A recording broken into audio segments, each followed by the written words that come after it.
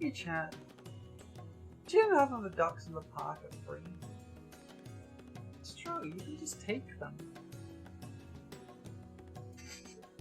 Hi everybody! Come in. Hey Marshall.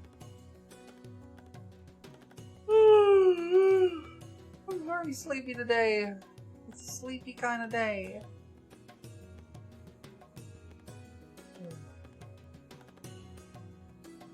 Hope I was now a good day though.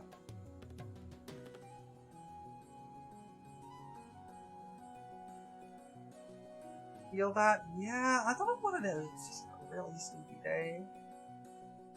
I was feeling alright until about 20 minutes ago, and then I just started feeling real sleepy. Ultimate maximum sleepiness.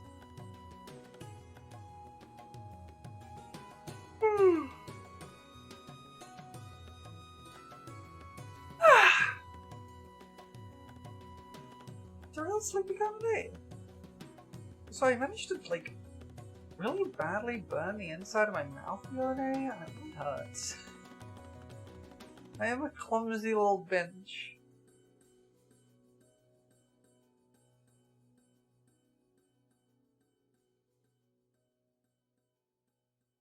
I injure myself a lot. I had to be up early today to go out in the morning for things or something. I am so sorry. I hate it when I have to be. I try and avoid having to be up in the morning as much as I possibly can. I am not a morning girly.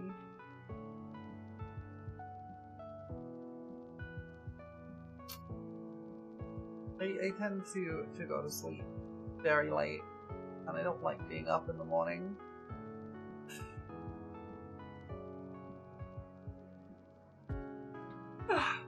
Personally, I think mornings are fake. Hi Crystal, welcome in. Morning to you too. Even if it is 6 PM for me.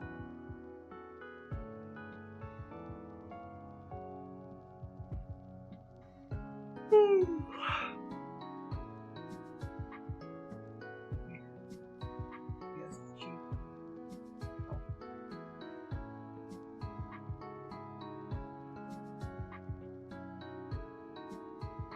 I don't think what I did yesterday. What did I do yesterday? It's 10 AM here and you're still a little EP. Don't worry, it's 6 PM here and I'm still a little EP. So it's just kind of EP kind of day. EP vibes. I'm gonna check something once I actually start the game. Check a thing in OBS. Moosin! Hi Moosin, welcome in.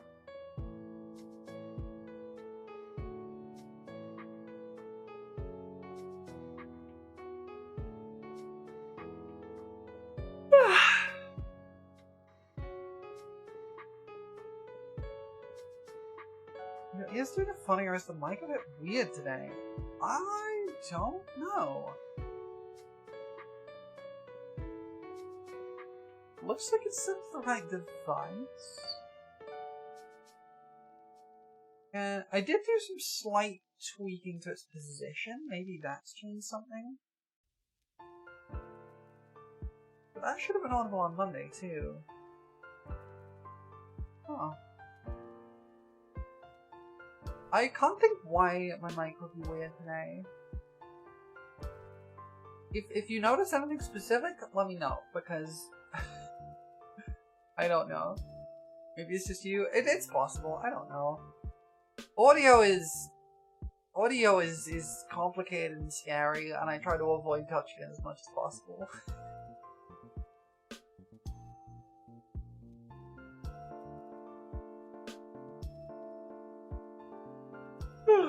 Oh, I'm really tired today. I didn't get to sleep later than I would like, but I did get a good amount of sleep, so. You don't got the words when your brain's complaining about. That's fair. Hi Frey, welcome in.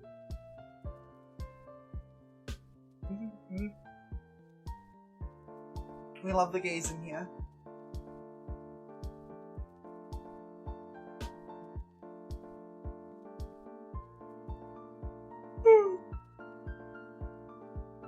So sleepy today.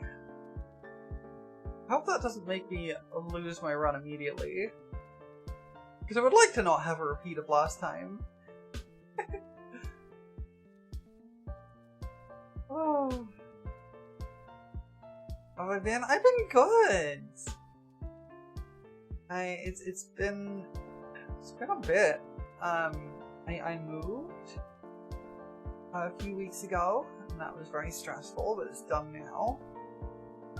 Now I'm in my new place, and it's a lot cozier.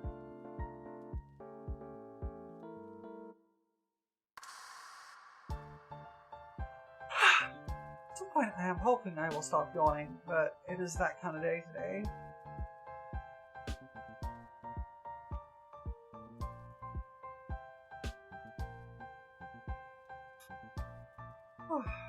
I have a question for y'all. I know I like to open streams with a little chatting segment, and it varies in how long it is. But something that's been bothering me is that I've got the same playlist of like 6 or 7 lo-fi songs playing in the background, which are all FFXIV remixes. Would y'all prefer to keep that for the chatting segments, or would you rather I just put on some other music? Because I got another music player set up. Except fighting words, discoursing, movie, joining Goblin Cleanup Dungeons. Let's go! More Goblin! I was in your stream for a little bit, but I had to dip out very quickly, so I missed that. More Goblin! Fancy if I haven't paid much thought to the music? That's fair. Because the thing is, I don't use Spotify. I've never used Spotify, and I don't intend to start now. And a lot of the stream setups for, like, music and stuff are kind of done through Spotify, so I never really bothered to set them up. I just have a playlist that goes directly through OBS. But I recently put the time in to find, like, a proper plugin that will let me play music locally on my computer and have it, like, displayed on screen, and like avoid and like take it out of the VODs and things, so it doesn't really affect like. So I'm not like, yeah, you know what I mean. But I have been wondering if I should like I got it mostly for like art streams and things, because for one thing, having a little bit of lo-fi in the background is. I don't use Spotify, I use YouTube, and if you want to make Scott listen to the same as you, check out somewhere else. That's exactly what I do, most of the time. But I have, like, I have a personal playlist of music. And I have a plugin that will show it on stream if I want to. But I'm wondering when I should use it, because I want to use it for, like, art streams and things, because they can get a little long of just listening to the same bit of music over and over. And it'd be nice to have some like actual music to like bop along to. Not that these aren't actual music, but you know what I mean. Guys, do you want me to do and use YouTube? I've got a system. I'm just wondering if you would all prefer if I used it for these little sections, even if they're only like 5 or 10 minutes, or would you rather just like keep the lo-fi? Because it'll definitely be a slightly different vibe, because a lot of the music is not chill. So you Spotify want to jump off it? Understandable, honestly. I did think about using YouTube. The reason I was hesitant to use YouTube right away is that sometimes I do have to close my browser when I'm streaming, because my computer does not like having my browser open. Probably because it has somewhere in the region of 400 tabs open. It's probably not helping. Like, I do have a browser extension that will, like, unload tabs that I'm not using, but I have a lot of tabs. I don't close tabs. You don't think too much on the music, but also don't make a decision. Healthstone, he says, fans is fair enough. Fair enough. I still want to use like the new setup for like art streams and maybe like longer chatting segments, but it's fine for just the lead-in. I think that's cool. Let me show you what this looks like. Wait, do I? Here it is. So I have this little widget that pops up here, and that will display whatever song I'm listening to. It's got nothing on it now because I don't have my music player open. But if I open my music player, I can display a little thing in the corner there, and it will tell you what music's playing. And I'm going to use that for art streams, I think. You get very tired of lo-fi after a while, but yeah, it's there and you don't get to hear streamers' musical taste. Yeah, that's fair. That's totally fair. Well, that's 1 for and 1 against. I'm never sure, like, what to do with it, I guess. I definitely want to use it for, like, longer segments, like I say, but, like, these little chatting segments usually don't last super long. Tell you what, let's do this. Let's put it on for now, and we'll see how the vibe is. So let me get my music play out. If I can then get the little music player widget on. Don't care either way. That's fair. Right, let me stop the lo-fi, and then let's just play that in the background, and we'll have some music. Your brain's idea of relaxing music is going fast. Alright, so we got some music in the background now. And that shouldn't show up on the VOD, which would be nice. Hi Llama, welcome in. I got some music to jive to now.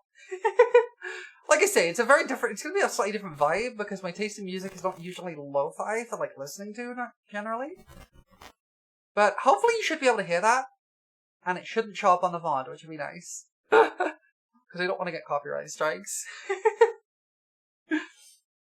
Anyway, we got some music up.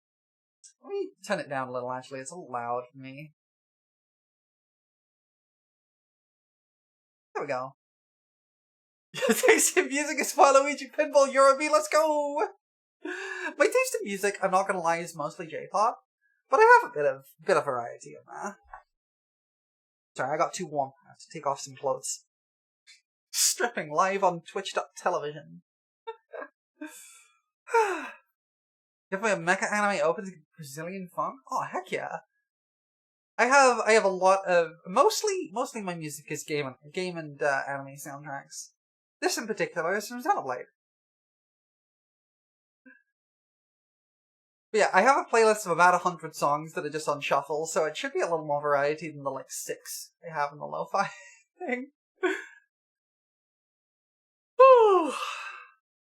We'll turn this off when we go into the video game as well, so.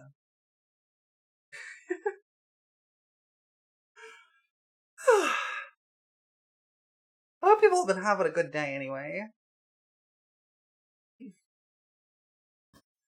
My day's been fine so far. I woke up late. Flatter into the Final Fantasy XIV. We'll get in there. We'll get in there eventually. We'll get in there soon. I'm just enjoying hanging out and chilling for a little bit first. You're likes every song I think is cool to scroll the like list when I want one. That's totally fair. There was a point where I would add... I've had a playlist I've been curating since I was about 12. And for a while, I basically just added the opening track for every single anime I watched. So I have a lot of music. I have 7 playlists that are just dump grounds for new songs I find that I like. Yeah. Well, I have a specific playlist for streams now, and I'm just dumping in a bunch of songs that I like into it. Which is mostly a bunch of anime songs. But there was a while I didn't really listen to any music. Cause like, it started being like a problem for me, because I couldn't focus on anything while I was listening to music. And so I stopped listening to it because I needed to focus on stuff, and then I just didn't start listening again. And so there was a long while where I just kind of didn't listen to music on its own. And I kind of want to get back into it, because I enjoy listening to it. I enjoy the playlist that I have. I've got a lot of music that I like. And I started listening to music in my car. Being a millennial, I burn CDs to listen in my car. In my car. I still have a CD writer. And I refuse to get rid of it. I refuse to lose my ability to burn CDs. I like physical media. You know exactly how I never get Pokemon cards whenever I want to go see if I can find any? It's auto checkout bots? Oh, that sucks. Yeah. Scalpers are the worst. I really hate scalpers. They ruin it for everybody. Your car doesn't have a CD player anymore? I'm so sorry. I haven't collected Pokemon cards since I was like 7. The last set of Pokemon cards I really collected... Okay, I collected Pokemon cards like relatively regularly. Until like the first set of the Johto Pokemon launched. So that tells you how far back that was. And then I remember I bought one expansion pack during the Diamond and Pearl era, just for nostalgia's sake. And then I don't think I've bought any more since. I want to. I love Pokemon cards. They're so lovely. But I have one big gripe with the Pokemon trading card game.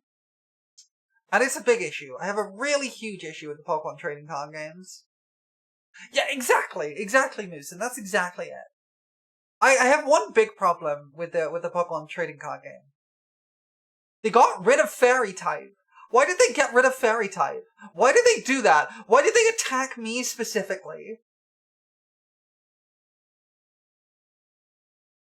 Yeah, they introduced Fairy type to the trading card game when Gen 6 launched, and like a year later they got rid of it. It hasn't been in the game for a while now. They folded it into Psychic. Fairy types are all Psychic types now. Right? It's just wrong! Why would they do that? I want my pink cards! There are like a few cards I really want, because it's no secret my favorite Pokemon is Gardevoir, right? My favorite Pokemon is Gardevoir. I love Gardevoir, specifically Shiny Gardevoir.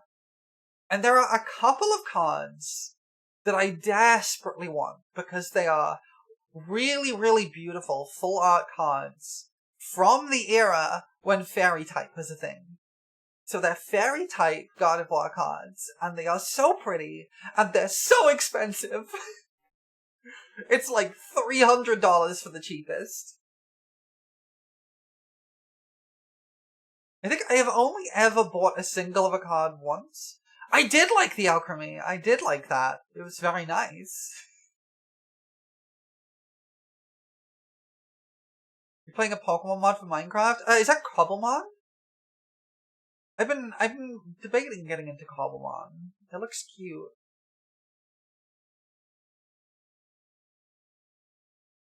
But yeah, there's only one time I've ever bought a single of a card, and that was because when I was a kid, and the Pokemon movies were first coming out, there was a promotional card that came with the movies. I got a few of the promotional cards of the movies. I think I got the, like, Postal Dragonite that came with the first movie.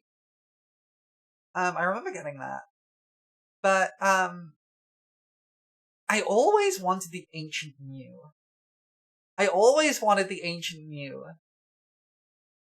And I realized, like, I never got one, but I always wanted it. And I remember when I was, like, in my early 20s, I was just kind of sitting in my room, and I was just thinking, wait, I could just buy one. So I looked online, and I got a mint condition Ancient Mew for about £2.50. It's really not expensive. They're really cheap. And I was really happy about that. You got an original 96 Alakazam for like $20? I have a lot of the original run of cards. I even have some first editions. Only like 2 or 3. I think I have a first edition Helix fossil. But I have a lot of the original print runs. I'm pretty sure I had an Alakazam at one point, but I have about 5 print era Vulpix. Because back in the original run of the Pokemon trading card game, there were a lot of print errors.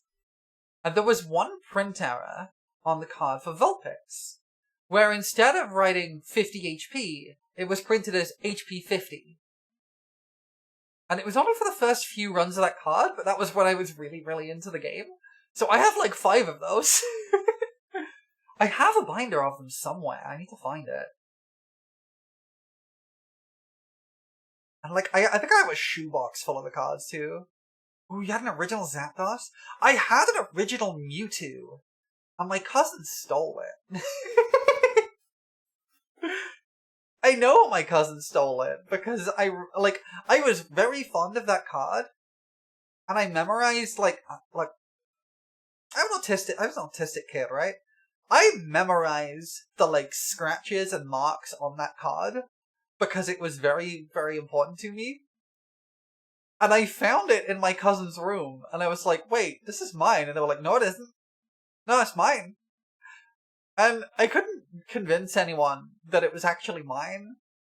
And so I wasn't allowed to take it back. So my cousin stole it from me. I don't really care anymore.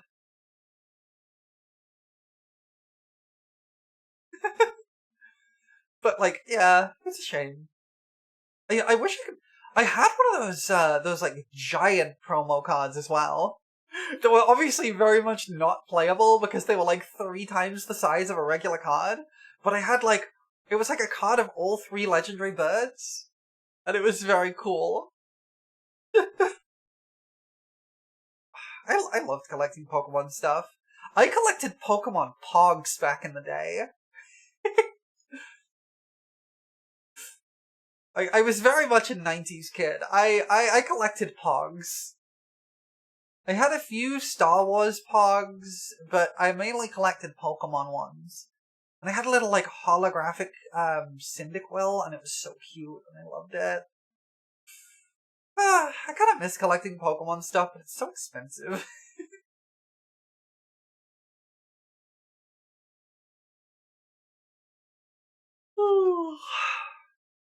So sleepy. I want to get my Game Boy Color repaired, because I had a Game Boy Color that was gifted to me when I was about 7. And I still have it. I know where it is. It's in my room. It's under my bed in a little box. But the battery compartment doesn't work. The console itself is fine the last time I checked. And I know that because I have a little power connector, because a lot of people don't realize the Game Boy Color has a power socket on the bottom. And if you get a power adapter, you could just plug it in and it'll work. It'll bypass the battery compartment and just power it from the socket. And so I know it still works, at least the last time I tried it, but it doesn't work if I use batteries in it, which is a shame, because I love that little thing. It was one of the translucent purple ones, which is objectively the best Game Boy Color. Don't at me. I used to collect a lot of game consoles.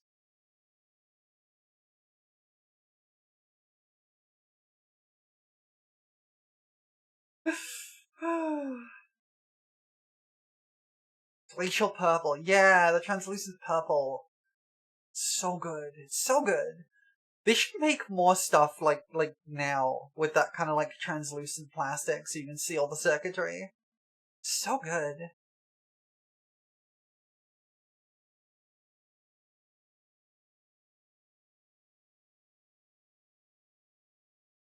Whew. So sleepy.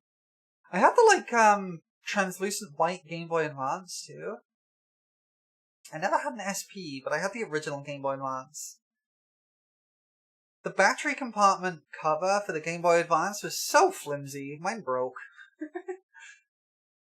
But hey! Hi Hazel! How you doing? Hope you're doing okay.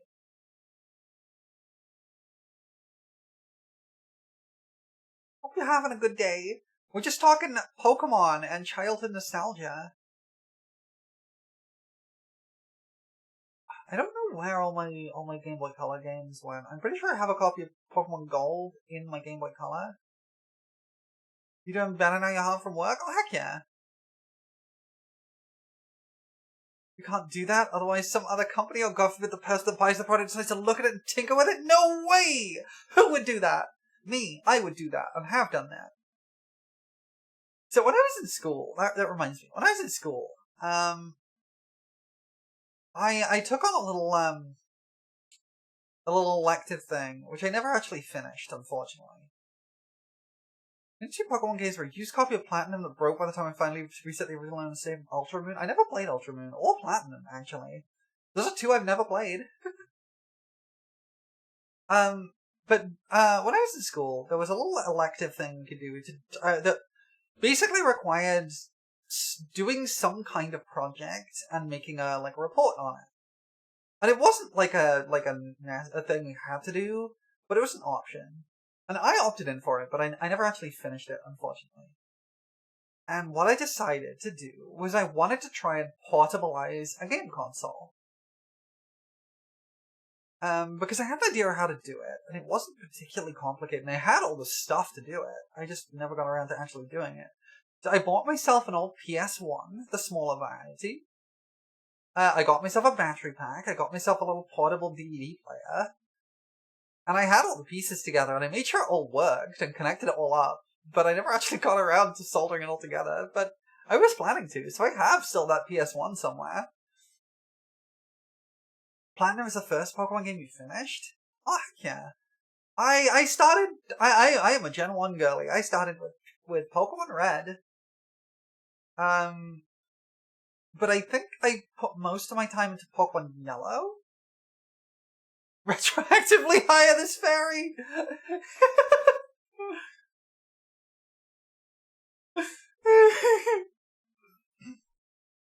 Yeah, I started with Pokemon Red. I put most of my time into Pokemon Yellow. I'm nervous to find the game cartridge for Pokemon Yellow, because I know the save battery will have died by now.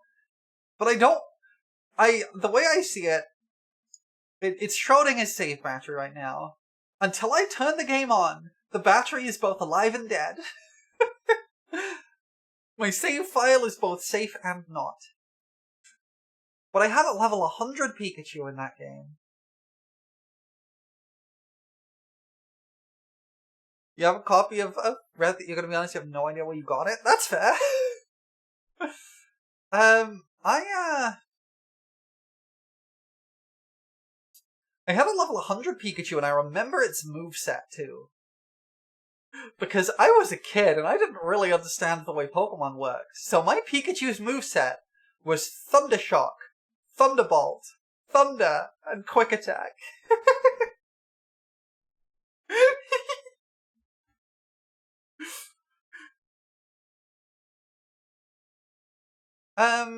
But I put a lot of time into Pokemon Gold. I think Pokemon Gold is, to this day, the only Pokemon game I have played multiple times. I've played it through several, and not including remakes. I mean, I've played through Pokemon Gold like 3 or 4 times as a kid. Flamethrower, Hydro Pump, Thunderbolt, and Rest. So there was a point when I was playing Gen 6, when Gen 6 first came out. I've stolen it. Yeah, I mean, I've got a couple of games I accidentally stole. I'm not gonna lie. Because it's like, I borrowed it from a friend and then forgot about it. And then it's been like 40 years. It hasn't been 40 years. I'm not 40 years old.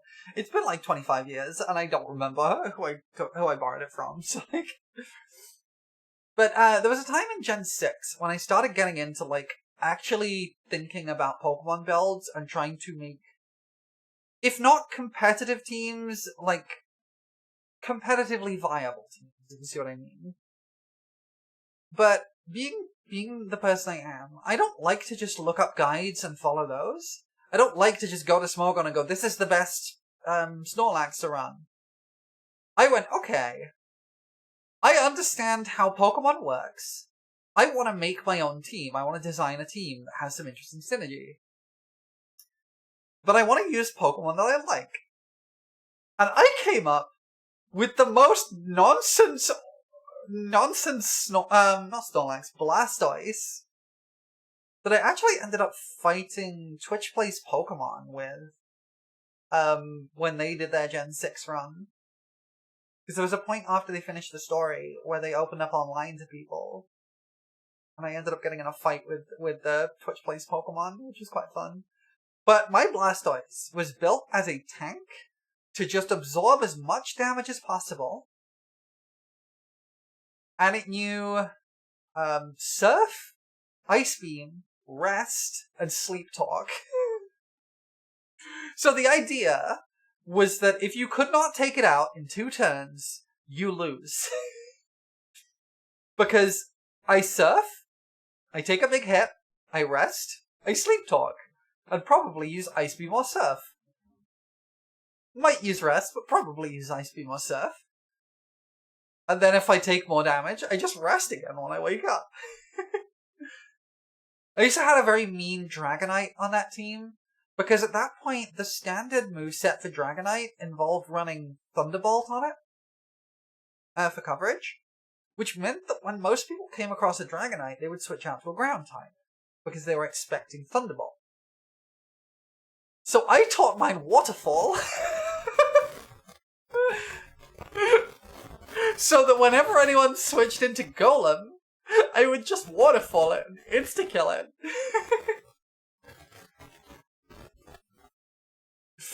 I love Pokemon. There's gens that I... Oh, wait, you know what I should tell? I should tell the story of my cursed Pokemon game. I had a Pokemon game that was straight out of some kind of early 2000s creepypasta. Like, straight out. And it was real. I owned it. And that is the reason I never beat Pokemon Emerald. Because my copy of Pokemon Emerald was cursed.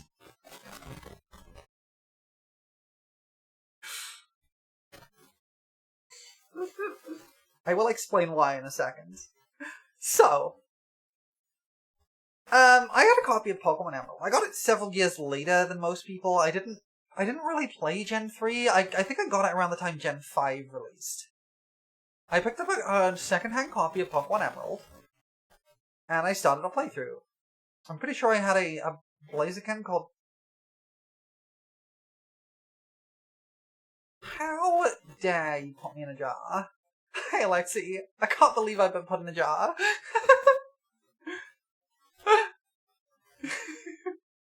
Heck. Yeah, I had a cursed copy of Pokemon Emerald. I started my run. I'm pretty sure I had a Blaziken called Fried Chicken. I'm pretty sure I did start with Blaziken in that one. Oh, no, actually, it might not have been Blaziken. It might have been Mudkip that I refused to evolve because I was a meme lady.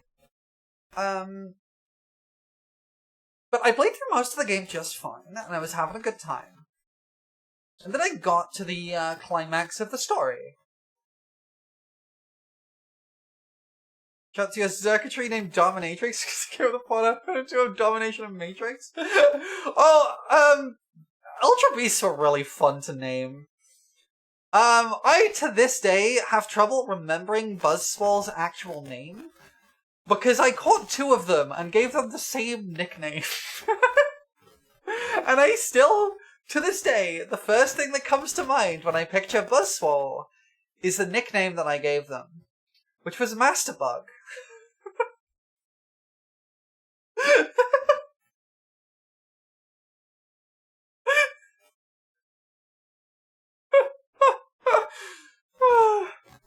I'm a gremlin child. But yeah, my copy of Pokemon Emerald, I got through most of the game just fine, and then I got to the climax of the story. And in this climax, you've got Kyogre and Groudon fighting each other, and it's like the end of the world kind of situation. And your task is to go into the Cave of Origin and descend to the bottom.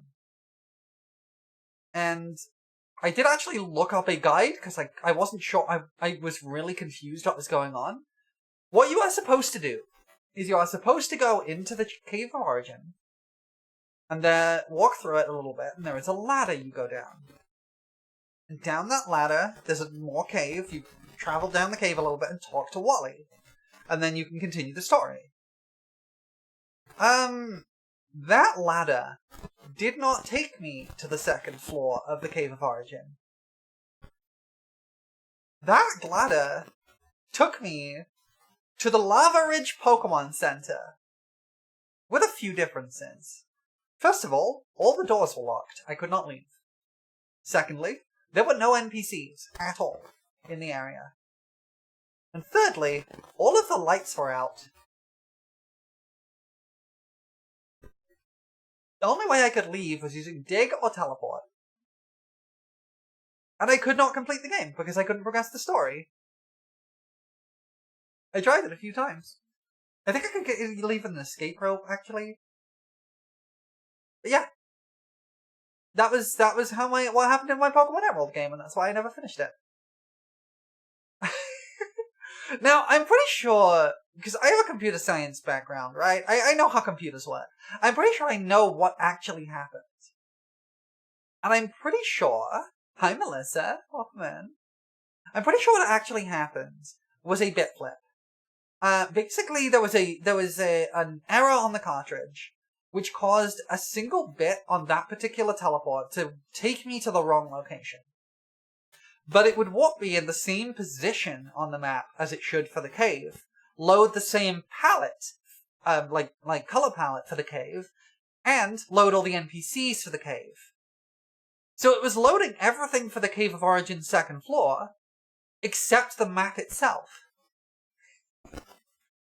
So it was just loading the wrong tile map with all the cave stuff. And I'm pretty sure that's what was actually happening. And I did check the files of Pokemon Emerald, and I'm pretty sure, weirdly enough, those are right next to each other in the map list. The second floor of the Cave of Origin and the Lava Ridge Pokemon Center are right next to each other, I think. If I remember right. So I think my theory is somewhat valid. I think that is a reasonable assumption as to what actually happened. But to a teenage me, that was pretty scary. Although, I never really thought it was like actually haunted or anything, but it makes for a good story.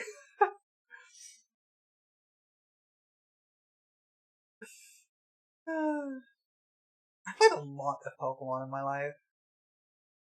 I've always been a Pokemon girly, although I will say I feel like... Oh, I'm out of my jaw.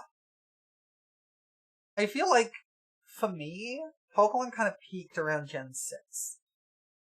I appreciate the games afterwards, but I think they did kind of peak around Gen 6 for me. Like, Galar is interesting. I like Galar a lot. But it's hard to tell how much of that is because, like, a lot of the locations are, like, familiar, right? Next time you're playing Galar, Sword and Shield. Next time you're in Sword and Shield, in the city of Motorstoke, take a look at the architecture, and you will find that in Motorstoke, there are little symbols of combi everywhere. And that's kind of random, right? Little combis in the big industrial town? It's kind of random, right? Now, I happen to know the reason why there's combi everywhere is because Motorstoke is based on Manchester. And the symbol of Manchester is a bee. And it is plastered on all of the, like, city infrastructure. Like, you'll find it on, like, the manholes, you'll find it on random buildings, on, like, street lights, you'll find a little bee engraved into it. And that's why Motorstoke has a symbol of combi engraved in it. You also had Pokemon Conquest. I never played Pokemon Conquest, but it always looked so interesting.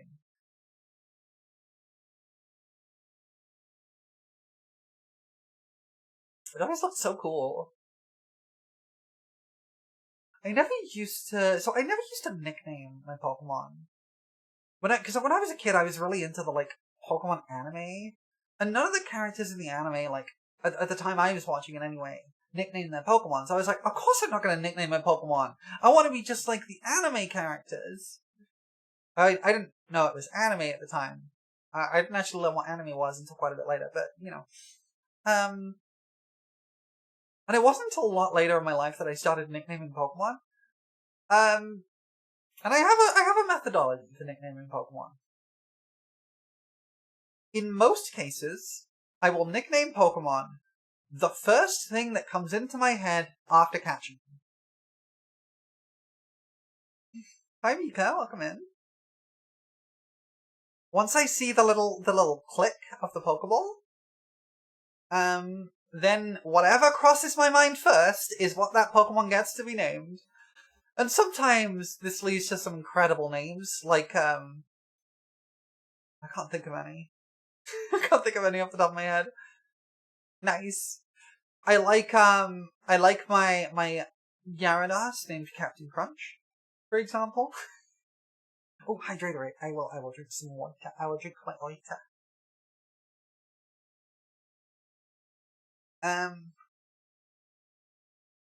You could probably find one you sent me. Probably.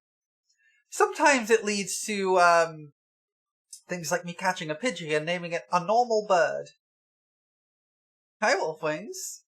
Oh, yeah, Wolfwings. Hi. I didn't notice you were the one who sent me those. Hi, Wolfwings. Hi, hello, hi, welcome in, hi. We're talking Pokemon. But I do have a few Pokemon that I have set nicknames for. In every game, when I catch them, I will nickname them a specific thing. And usually that's come from me coming up with a really good name just on the fly. You do it based on physical attributes or an existing name, like a beetle named Drillbee or a Primarina named Marina. Oh, that's cute. You did your Rowlet a bird pun? I named my Rowlet, I think I named it Robin Root. Because it just seemed like a better name than Decidueye. And I think but I have some names that I always name specific Pokemon. Beedrill is one of them. I always name Beedrill Simon because a little reference to Gurren Lagann. If I ever catch a Beedrill, which I usually don't. I usually will name a Gyarados Captain Crunch. I will always name my Dittos something special. I'll come back to that one. And I will always name my Gardevoir Emma. But I usually end up catching multiple Gardevoirs because I love Gardevoir, and so every time I catch anything from the Gardevoir line, it will become some form of Emma. For example, when I played Legends Arceus and I caught an Alpha Gardevoir, I named it Large Emma. When I played Scarlet and I caught a Fire Terra Gardevoir, I named it Hot Emma. Whenever I catch a shiny Gardevoir, I name it Blue Emma. And my goal in any Pokemon game is to get Blue Emma back. I love Blue Emma. But my Dittos have a special name. These came from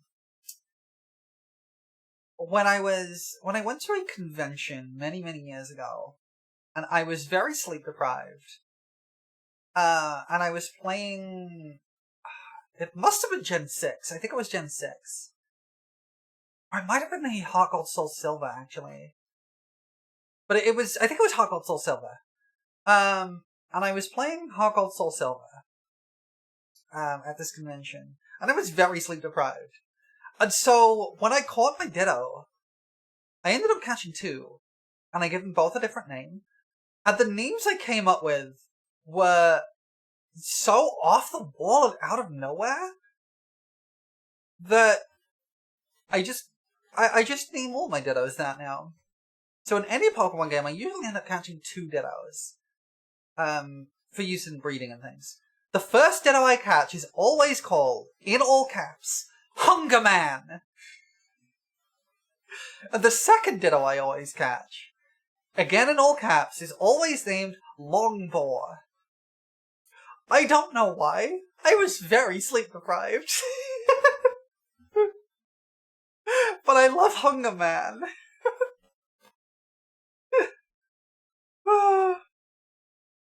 Longbore! I don't think there's an E on the end, but yeah, Longbore. I don't know why my brain came up with that. Pepsi Man's evil toy.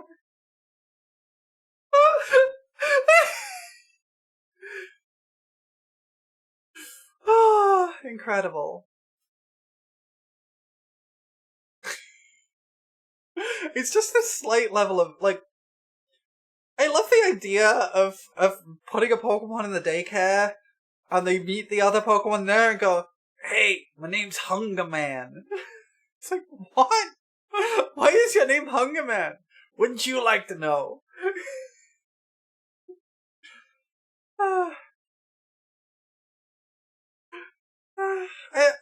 I always try to nickname every single Pokemon I catch now. Whether I'm going to use it or not, whether it's a duplicate or not. I think the only exception is in games where it encourages you to catch, like, hundreds. Like, the Go games. Like, the Let's Go games, and Pokemon Go and stuff like that. Although I did try and name every Pokemon I caught in Pokemon Go. And in Legends Arceus. I've not had a chance to play Legends ZA yet, because I don't have a Switch 2, and I know it's on Switch 1, but I don't want to get a Switch 2 first. I love Pokemon, y'all. I had a little, imagining a Diglett popping out of the ground just throwing out frozen. Perfect. Perfect imagery. When I was a kid, I had this little Pikachu plush. It was like a little Pikachu plushie. You just like when Pokemon gets to the get everyone point, because at a certain point your brain goes caring about the Pokemon and seeing to the number that needs to be, and I hate that. I mean, I think there's a very important point in that. And it's a thing I don't think a lot of people realize. The Pokemon slogan, "Gotta catch 'em all," has not been used since Generation 3. Generation 4 and onwards does not use that slogan. And I think that's a very intentional thing. I think it is extremely intentional that they retired that.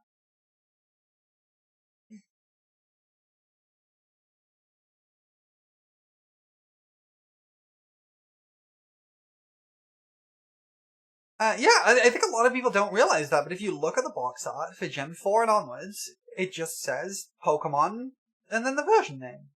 Whereas if you look at Generation 3, it says Pokemon, gotta catch 'em all.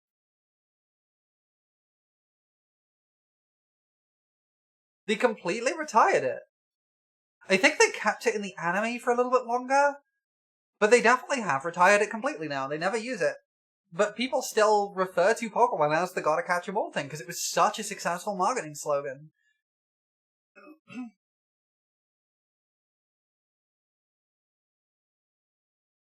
I like this song a lot.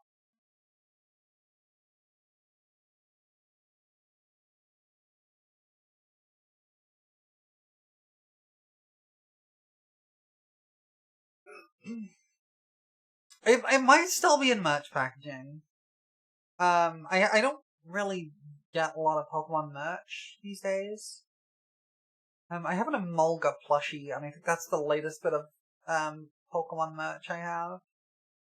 I had a little Pikachu plushie when I was growing up. I had a lot of Pokemon plushies, but there was one little Pikachu one that I was very, very fond of. And I took it everywhere. Like, I would carry that plushie with me everywhere. Until I was like 13. And the only reason I stopped is because my school took a trip to Austria for a skiing trip, which I was very fortunate to be able to go to. I love skiing. I love skiing a lot. I don't get to do it very much. I haven't been skiing in years, but I'm reasonably good at it. It kind of comes very naturally to me, and so I really quite like it. It's a lot of fun. There was actually an indoor ski slope near where I live, but not too far away anyway. I much prefer mountain skiing. It's a lot more fun. And like, I don't have a lot of skiing experience. I've got like a few days worth under my belt, but I'm very, very comfortable doing like hard black runs on ski slopes and things. Extremely comfortable. I like skiing a lot, and I'm good at it. It's a thing I know I am good at. But I took this Pikachu on a ski trip, to Austria.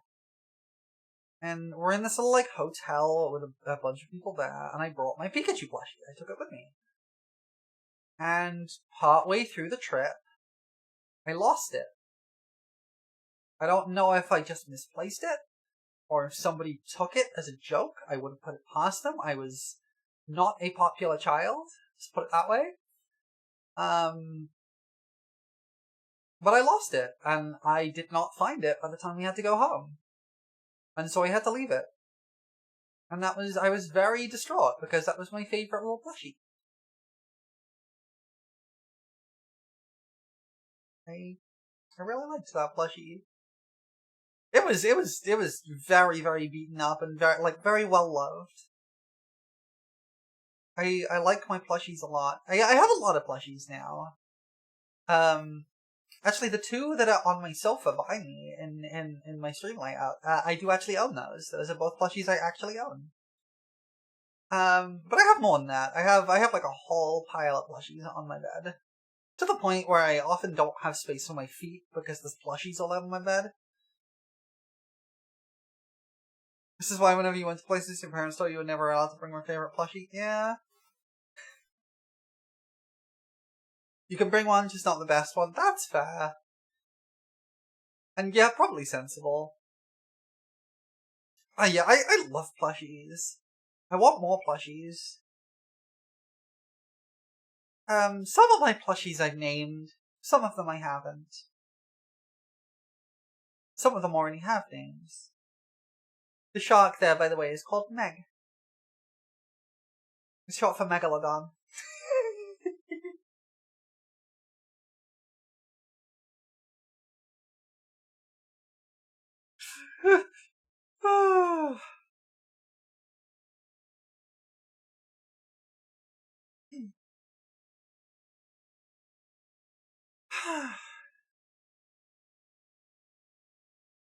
You named me Blowhide Barbara?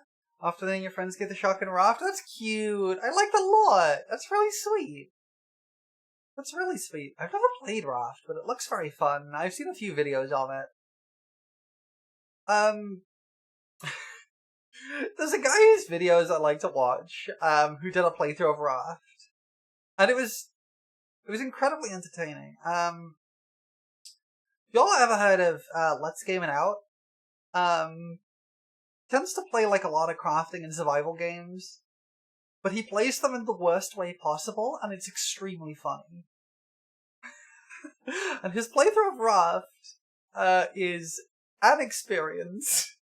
He makes a giant tornado of planks.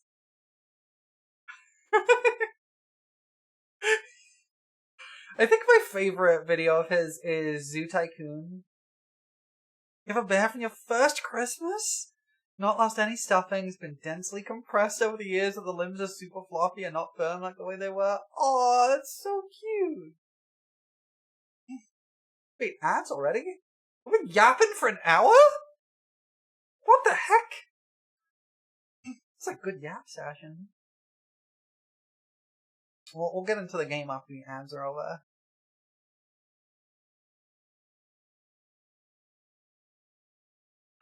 I have some plushies I've had for a long while.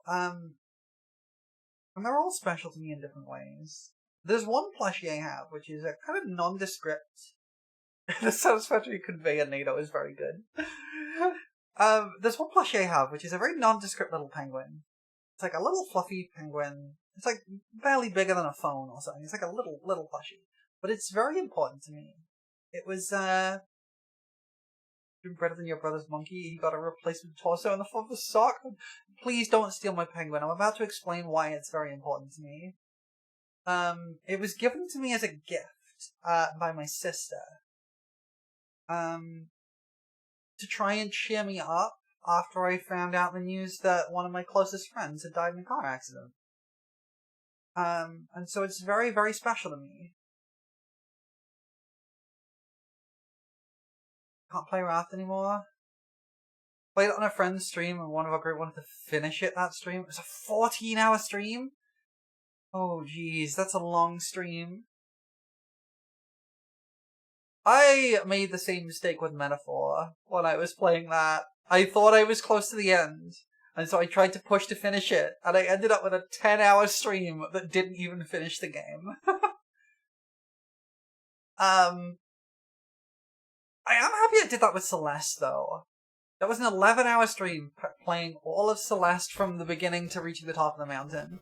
And that was a blast of a stream. I loved that. But I think it is slightly different if you're pushing yourself to do it versus somebody else pushing you to do it, right?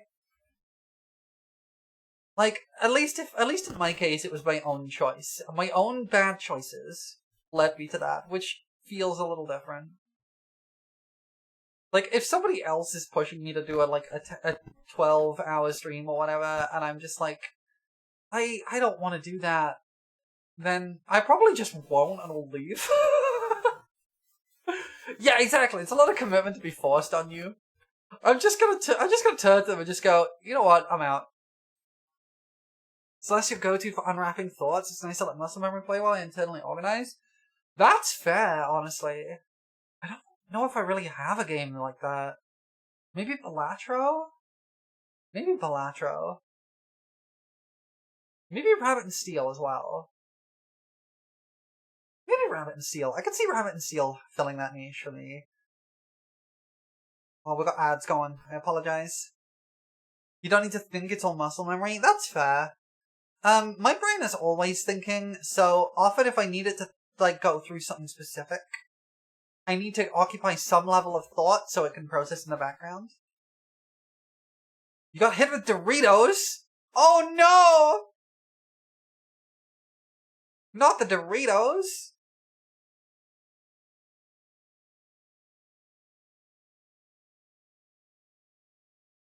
Shame about the Doritos.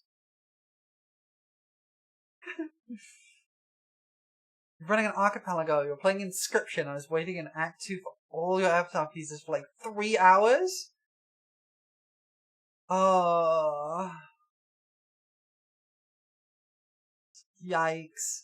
I think if you're doing an archipelago like that with a few people, especially if it's an asynchronous one, I think it's helpful. It can be helpful to do 2 games.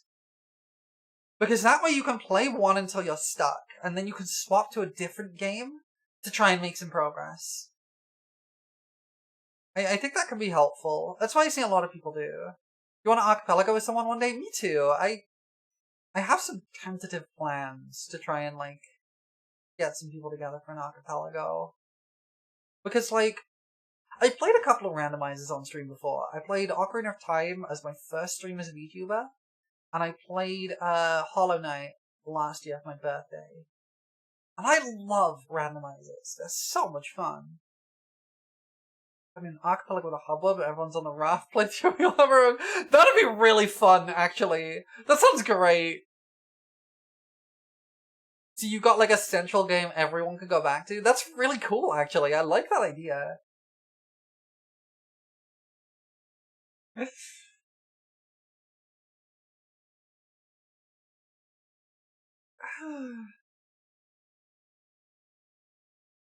I haven't actually done an archipelago before. I've done a multi-world. You wanted to give it a go if you full shot on, folks? Heck yeah. I've still not played Outer Wilds. I really want to. I've been trying to avoid spoilers, but I just never got around to it. Randomizers are really fun, y'all. I played a multi-world before, and it was kind of jank and didn't work properly, and we had to cheat in an item because we definitely got it. I checked the spoiler log, but it didn't end up in either of our inventories, so... it was a multi-world of Ocarina of Time. And it was really fun. Welcome back from ads, everybody. Those who are stuck in there, I apologize. I love randomizers so much. There was a point I was talking about this with some folks yesterday, actually. That Ocarina of Time, as a game, is a Metroidvania. And I have heard people argue against that point, but they're wrong. Ocarina of Time is a Metroidvania. Most traditional Zelda is a Metroidvania. By the logic that it is a game where you progress through it, you find tools that help you navigate through the world, and allow you to access more places that allow you to progress further through it. The main reason Ocarina of Time generally doesn't necessarily feel like one is the linearity of it. While it isn't truly fully linear, you kind of have to go out of your way to not do stuff in order. So it doesn't really feel that kind of like unraveling puzzle box, except for like on the micro scale inside each dungeon. Unless you play it as a randomizer. Because if you play it as a randomizer, suddenly the Metroidvania nature of the game becomes very clear. And I think Metroidvanias are some of the best games for randomizers, in my opinion. Because they force you to do some really interesting stuff when you have limited tools. And you end up with a situation where you get the tools in a different order than expected. And you have to kind of work with the toolkit you have to kind of, that slowly expands as you go, but in unpredictable ways. It's really cool. I love doing Metroidvania randomizers. That's why I was very happy to do Hollow Knight. I love Hollow Knight. It's a shame I didn't like Silksong so much, but I liked Hollow Knight a lot. Anyway, we've been yapping for an hour now. I should probably get into the game and we can yap more there. We've got a game to play today. It's not just a yapping stream. You could do Silksong because they got that archipelago going. I could see that. I just really didn't get on with Silksong. I enjoyed bits of it quite a lot, but it just had so much that I didn't like. Alright, let me stop my music.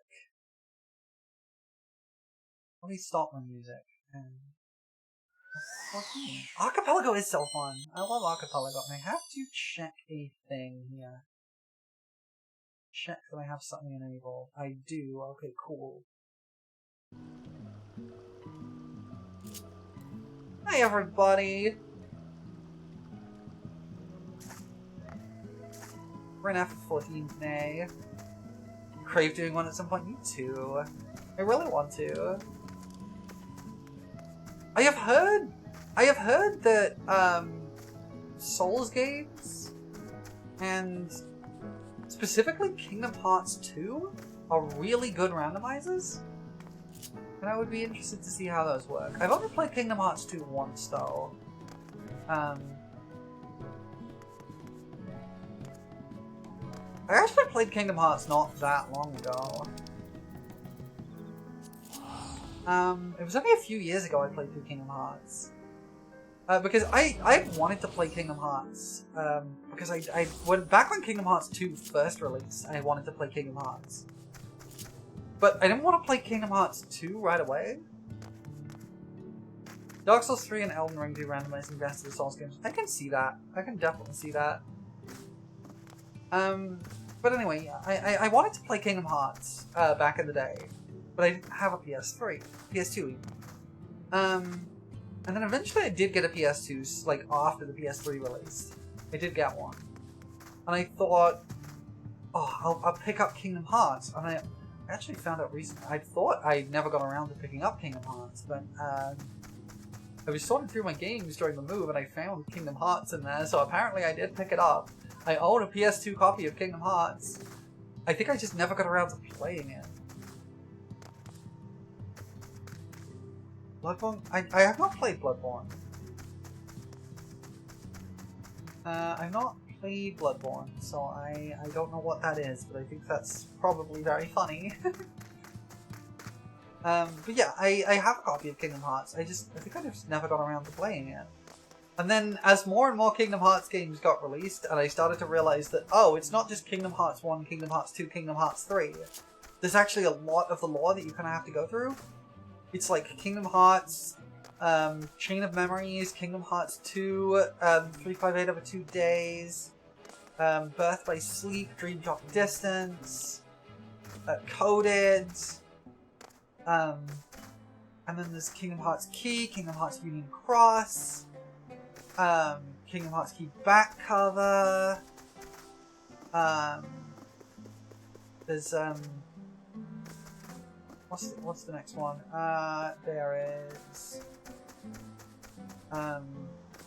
0.2, a Fragmentary Passage, then Kingdom Hearts 3, then this this Dark Road, and there's Melody of Memories, Temporary Obstacle, Mage Boss was a Tornado Source like an AoE of random occasional damage. Oh, that's great. I love that. That's really funny. But yeah, there's a lot of Kingdom Hearts games, and so getting into the series was pretty daunting, especially as like I didn't have half the consoles, I didn't know how to source most of the games. But there were two things that got me into it.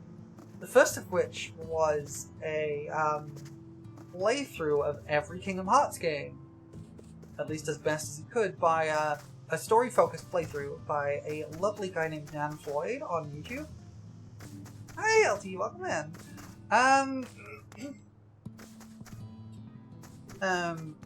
Dan Floyd is a lovely being who runs a channel called Playframe and Viewframe Plus, which is like an animation channel and video game animation because he's a video game animator. And he does a lot of playthroughs of story-focused games with the focus of like getting people caught up on longer experiences. And one of the things he did was a playthrough of Kingdom Hearts, all of them. And the second thing that got me into Kingdom Hearts was the fact that Kingdom Hearts Collection went on sale on PS4. Kingdom Hearts 354 of 836 centiliters per millennium of the Oath of Dark Friendship in the back alley behind the good Taco Bell and Hearts Chill Out remix.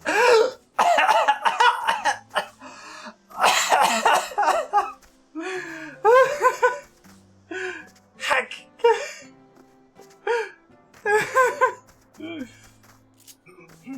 But yeah, so I picked up the collection for like £5 of every Kingdom Hearts game on PS4, or like not every game, but like a summary of every game at the very least. Featuring Dante from the Devil May Cry series, new funky mode, and Knuckles.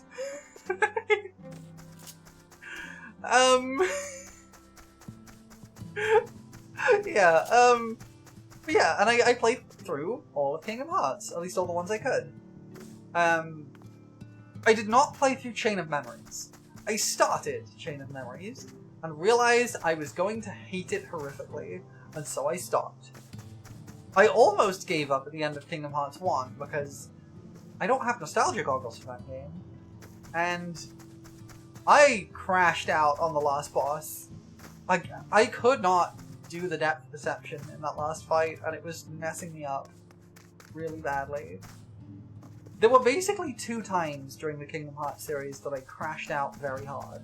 The first was the final boss of Kingdom Hearts 1, and the second was the final boss of Kingdom Hearts 3 Remind. I hate that boss. I loved Kingdom Hearts 3, don't get me wrong. Kingdom Hearts 3 was great. With, like, I have criticisms of it, but it was a lot of fun. And I specifically liked a lot of the data fights in Kingdom Hearts 3. Like, I really liked the Xion fight in Kingdom Hearts 3. I've never been able to trundle through Kingdom Hearts beyond fairly early in 2. When I played through Dragon 2, I just lost interest. That's a shame. Yeah, because, like, Kingdom Hearts 2, like, I nearly dropped the series after Kingdom Hearts 1. I was like, I don't think I'm gonna like this. This was okay, but, like, it was fine. I don't think I'm gonna like this, though. And then I played Kingdom Hearts 2, and I was like, wait, this is so good. Wait, this is amazing. What? I remember I didn't do all the bonus boss, the like extra bosses in Kingdom Hearts 2, but I did fight Sephiroth. Yeah, it's like trying to want to start One Piece. I loved the Sephiroth fight. The Sephiroth fight was in Kingdom Hearts 2. It was so good. I think I fought it at like level 50 some. And I had a really good time with it. I really liked it.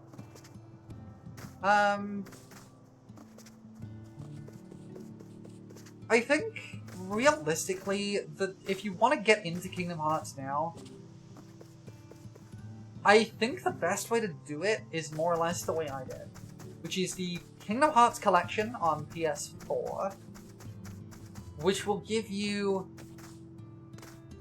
a basically consistent experience of Kingdom Hearts 1 and 2 all the way up to 3, and then grabbing 3, and that's like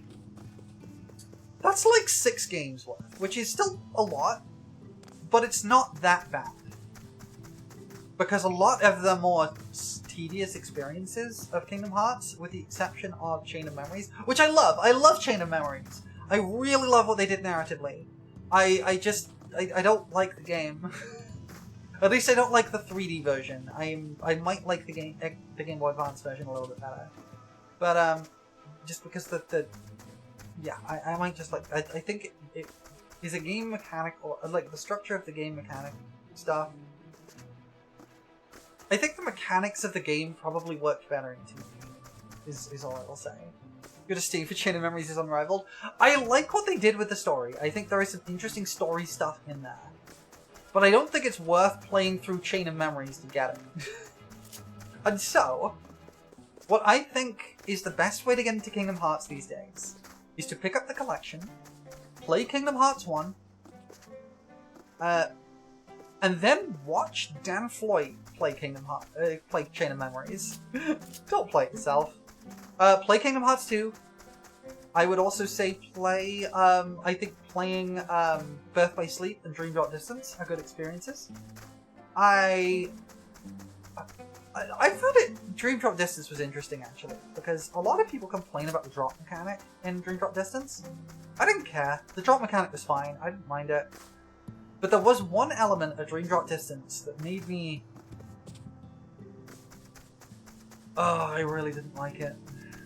I really did not like one element of Dream Drop Distance, and that was flow motion. I think the way they handled it in Kingdom Hearts 3 was a lot better.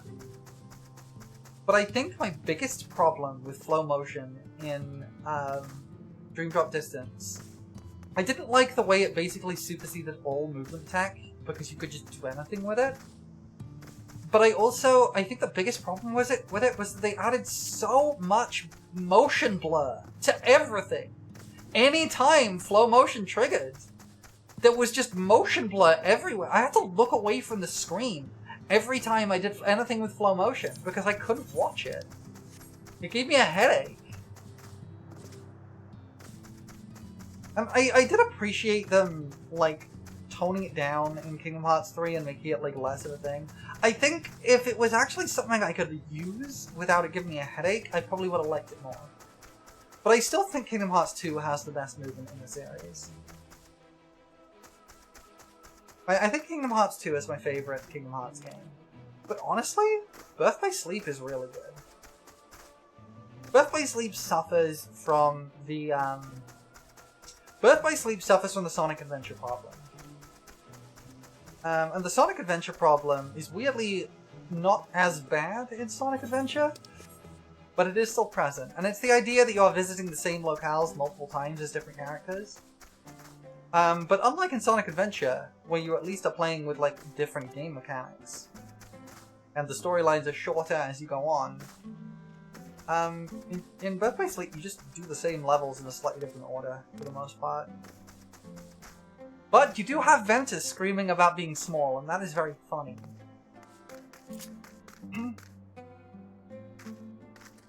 Should we actually play some FF14, everybody? Okay, so... Pilgrim's Traverse. Oh right, I have to switch to Warrior. We have been learning Pilgrim's Traverse. We've been trying to get through it solo. I'll show you need tank stars, but putting it on anyway. And the thing about Pilgrim's Traverse... Last time we played, which was a few weeks ago now, I died immediately on floor 61. Like, instantly. And I had to restart from 450. It's a shame. I know what killed me. I know why it killed me. Basically, I have learned there are invisible chameleons on this level, and if they hit me, I die. So they are very important to get rid of quickly. I'm hoping I don't die immediately this time. I think what I'm going to do is I'm going to try and take my time, and if I run out of time, I run out of time. But I want to actually learn this force.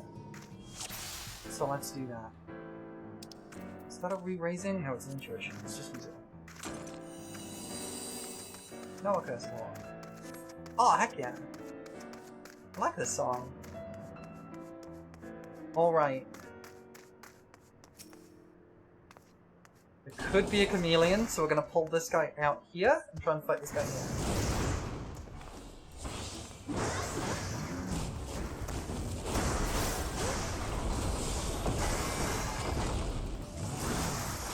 Get an eye on his. Okay, so he seems to just be doing a lot of like damage with auto attacks.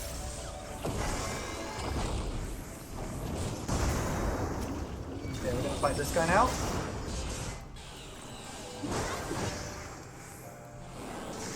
Oh! Okay, not dead, not dead.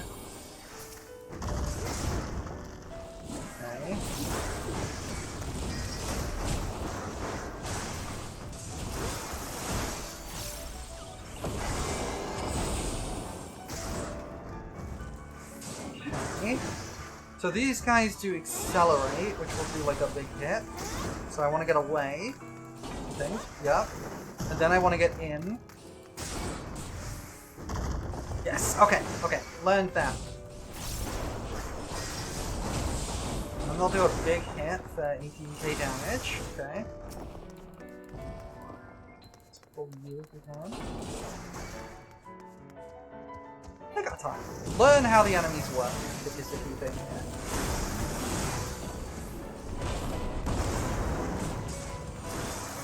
These guys just do a lot of auto attack damage, I think. These guys are just big hitters. Oh, maybe not. No! Okay. Well. I was hoping to get a bit further than that.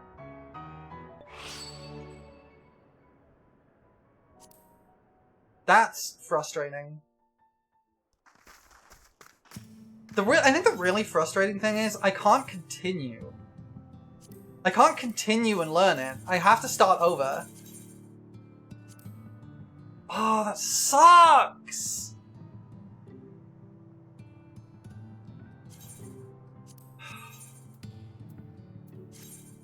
Well, we gotta go into 450 again, I guess.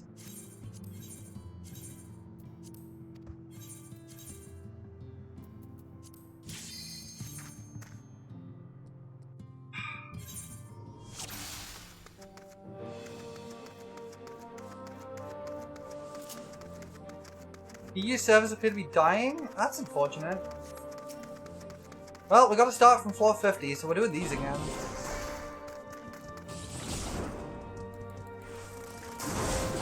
So these guys are not too much threat. Most of the stuff on these floors aren't too much threat, honestly.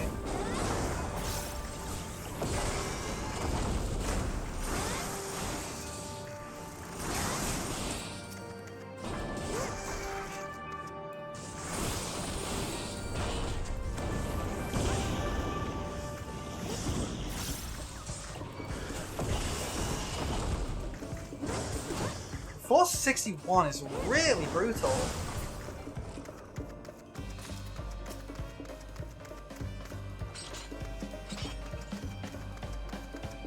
Come on, we gotta trust them instead here.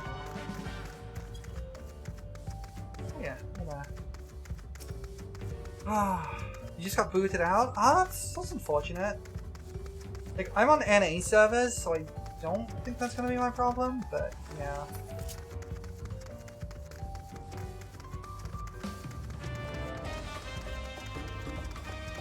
I should have enrolled when I realized it was doing the cost I didn't know. And I didn't have time to dodge it. So these things can kill me. Like, this floor set is fine. This floor set's not a problem. These things can take me to 1 HP very easily with that, so I need to watch out for that. Tail Screw will drop me to 1 HP and then pretty much kill me afterwards. Oh, that's annoying.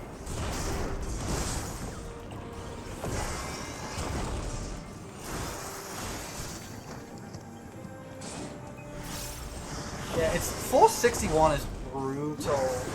I've been there twice now, and I've died on the, like almost immediately both times. But I am learning. I am learning. This was never going to be a quick task to get through these floors solo. This was always going to be a difficult one. This is not a problem. These things are easy. I don't really think there's much that's a big threat on this floor. On these floors. They're very well telegraphed, and it's pretty easy to avoid that stuff.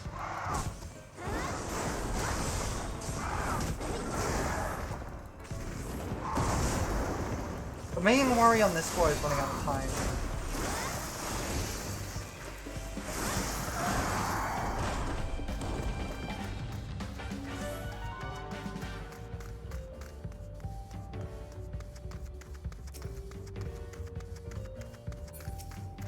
Gold chest? I need gold chests because I need commanders.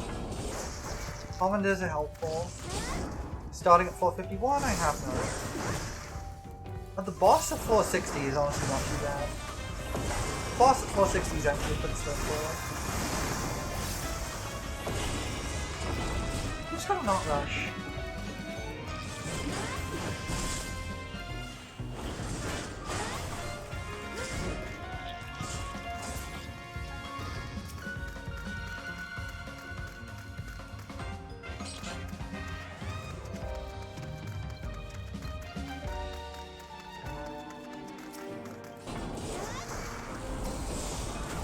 Both these. That's very doable.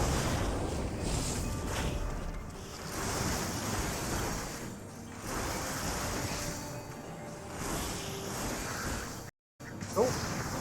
Sorry about that, my headphones just died. They do that sometimes. Hold on. I apologize if that came through my mic for a second there. My headphones have started doing this thing, they will just randomly disconnect. Like, they're perfectly fine on battery and everything, they'll just randomly just turn off. I don't really know why they do it.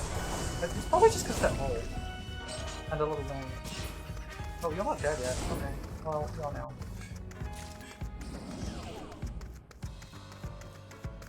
I don't know why they do it, but they do it. There's not really a lot to worry about on this floor. I think I just need to go, really. For the first few floors, I am going to visit every area, but as we get to the second half, I need to start speeding up. Oh, welcome in, Thundering. Thank you, I will need it. Oh, nice. Oh, I got Maze Root. Nice, Maze Root's good. Okay. We already failed on floor 61, almost immediately, so we're back to floor 50 again. I don't want to fight a 24 at the same time as this. The combination of AoEs is awful.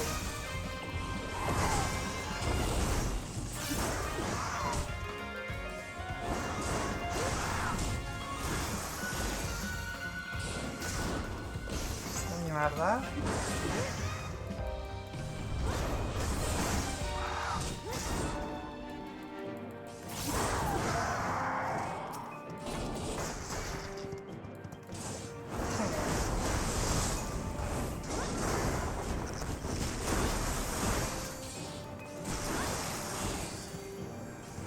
Tail Screw.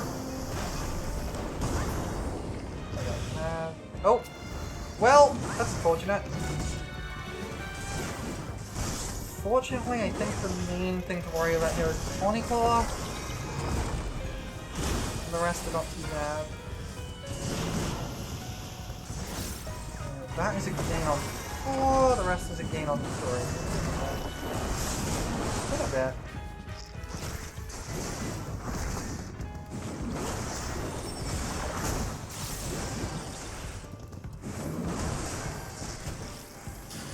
Tail Screw. floor, so I want to use it on one floor.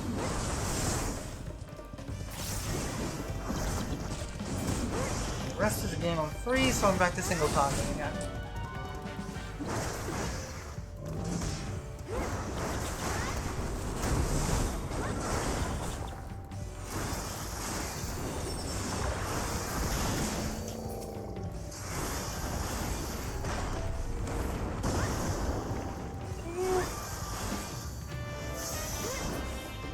There we go. How's a chance to? What's Serenity do again? I always forget what these do. Oh, okay, no, Serenity's really good. They're really good to have.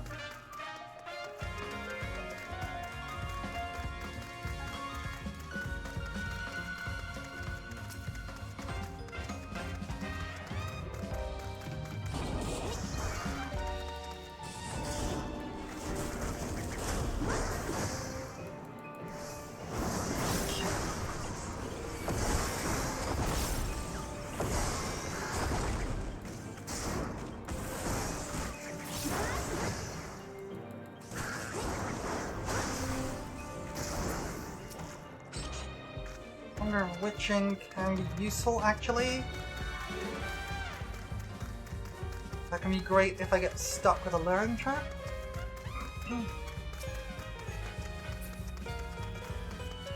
What needs to fight me? No idea. Okay.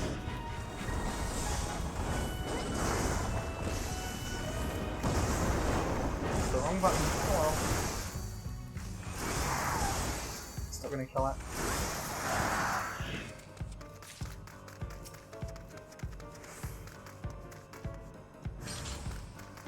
Mimic, okay. Gotta keep an eye on that because it will pop.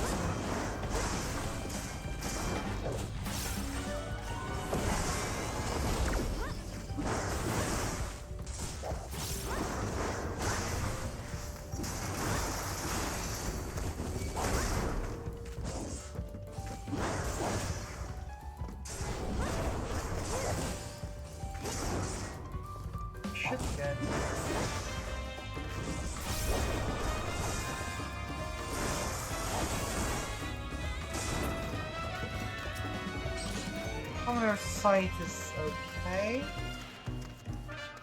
I would like to get a Commander of Raising if I can get one.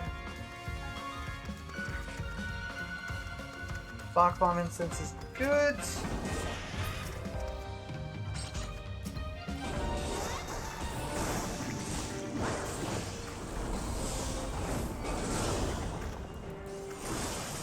Getting more incense is great, honestly.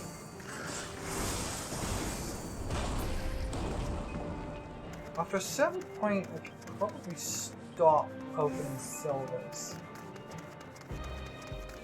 Because I'm at 99.99, so I'm not getting upgrades to my armor or weapon.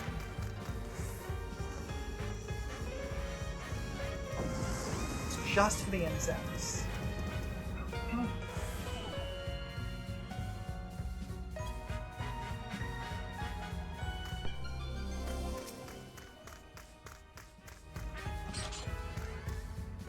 Fortune is okay. Honestly, I wonder if Fortune is a good idea. Because I need drops.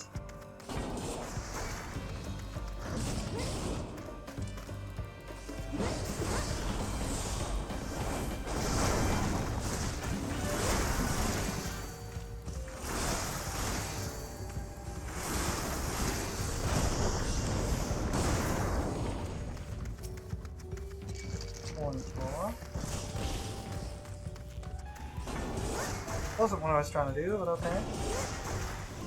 Means I can get over here. Nice. I can avoid fighting that at the same time. Tail Screw. Avoid that. Tail Screw is probably the most dangerous thing in the first 5 floors.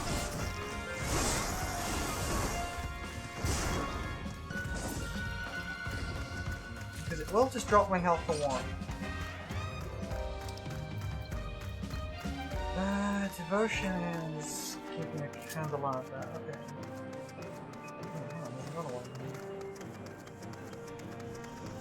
another gold in here? Oh, there is.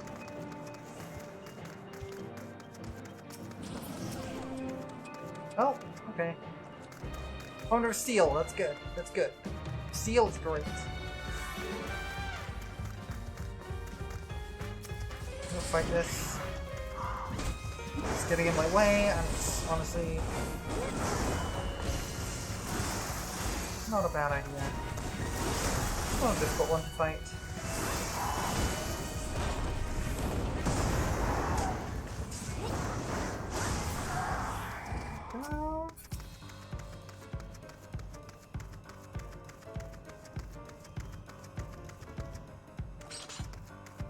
Haste is nice.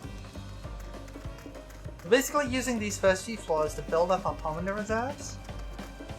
Because I don't have any. Because I'm starting at 450 for frog.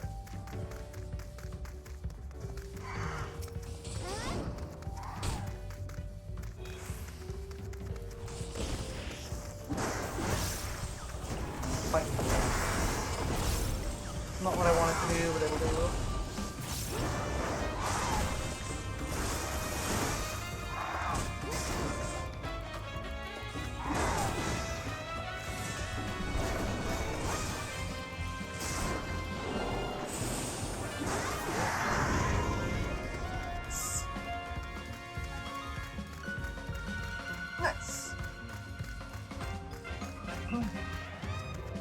Going back this way? I've never actually found the pile on the passage yet. We also need more chests. Bronze there. Rather not fight you if I can avoid it.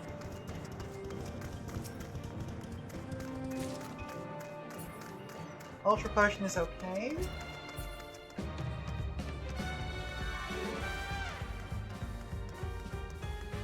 Alright, we just gotta kill some now.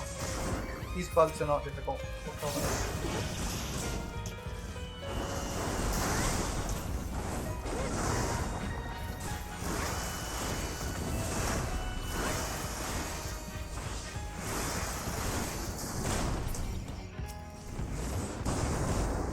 Hey, this shouldn't be too bad. Hopefully this will open the pylon. Killing this one. Not. Okay. Gotta kill something else.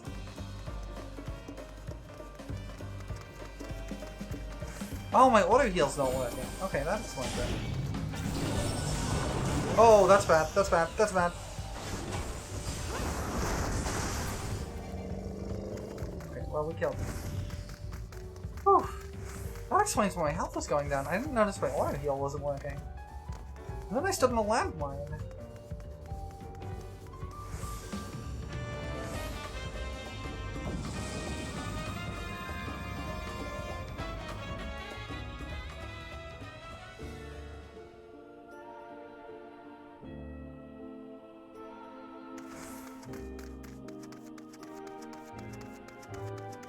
Chests here.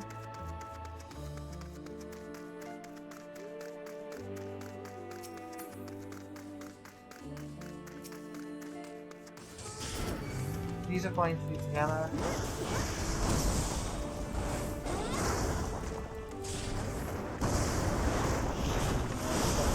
So I can use that.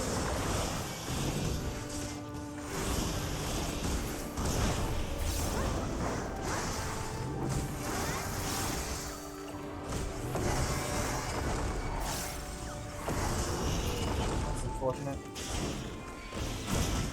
Let's kill this really quick. Now we can fight this.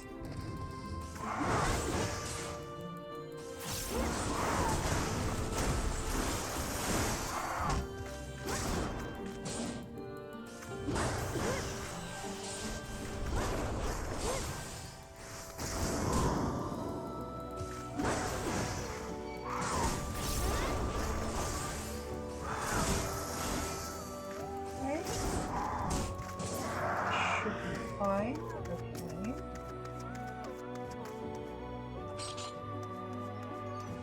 Sight is okay, not ideal. fight 2 of these, that's fine.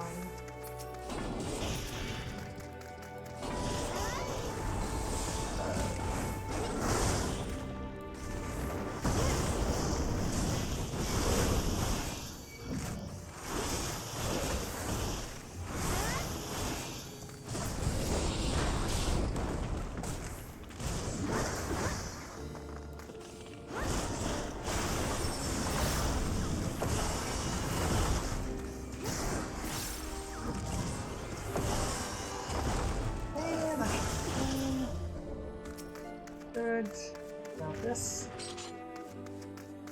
fortune is alright, I'll use it on the next floor. I don't remember what you do. Oh right, you do this. They're just a lot of things from floors 51 to 60 are just big AoEs, and they're honestly fairly easy to dodge. The main one that isn't that, I think, is the turtles, which will give me vuln stacks every time they hit me, but they're also pretty weak, so they're not too difficult. Just gonna make sure I'm careful about them.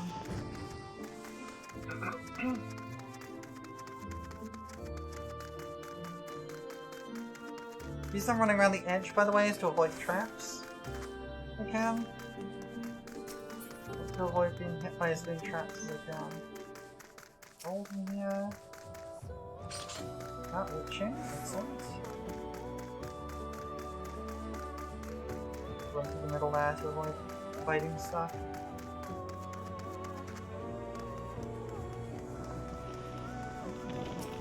Bronze in here. Yeah, excellent. Beautiful glass. Love that. Love that for me. Ooh, a candelabra. I will take that.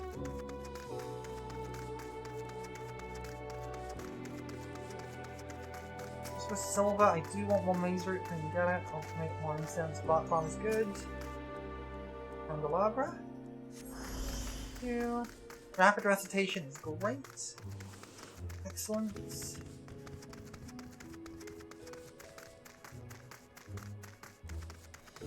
Okay.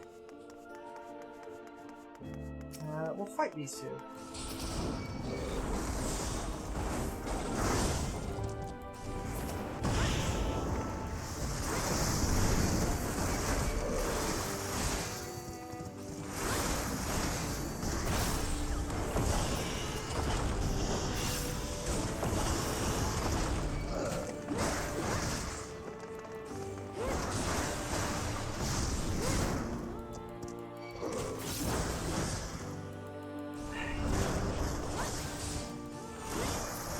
Starting to kind of understand a little bit how this thing's set up. I want to pass these actors, so we don't want to fight anything we don't have to. I am... like, I've run deep dungeons before I did this challenge, started this challenge, but they've never been like, something I really dove into, if that makes sense. I kind of cleared the minimum, and then, it sucks. The minimum I had to for story, and then just kind of left. You're in a really awkward position right now.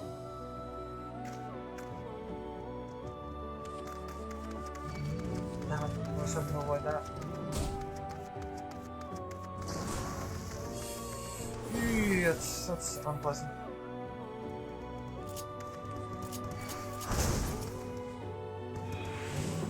Yeah, that's what I want. Regen, nah.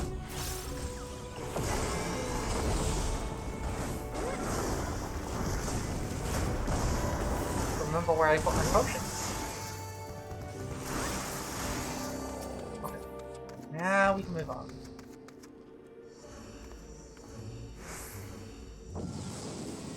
If I can find at least one Pomander of Raising, I will save it for the next floor set.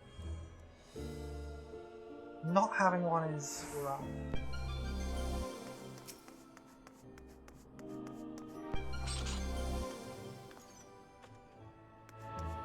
Ooh, I can't use incense here, that's okay. I wasn't actually planning to use, that's fine. If I find another one, I can use a Serenity to get rid of it and then use one. Safety.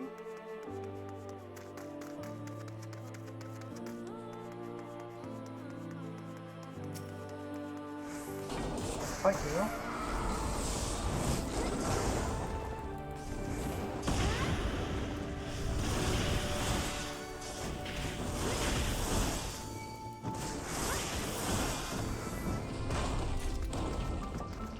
Okay, multi-potion drop, that's nice. I have to remember I have potions.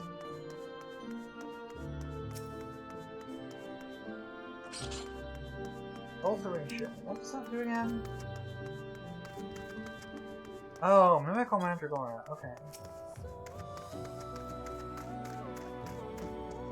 I don't remember what they do. I don't think they were dangerous.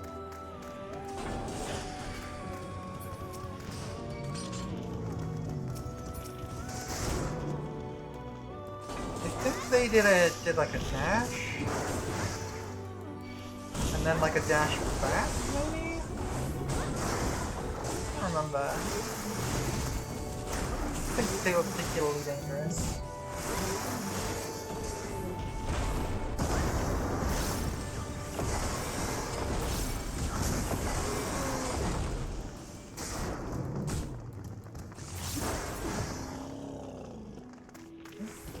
That's the can of passage. Pile of passage. There's a gold here. Grab that. Right here. It's fine.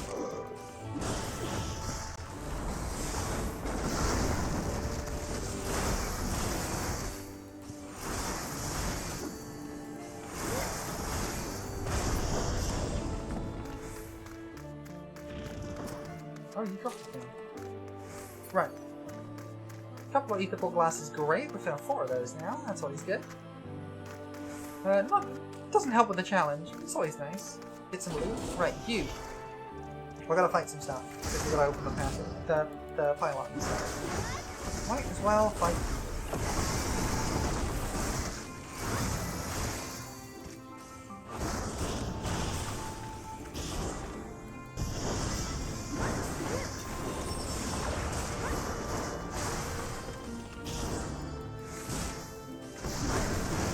Counteract the auto damage from normal scales. We'll fight the one through here too.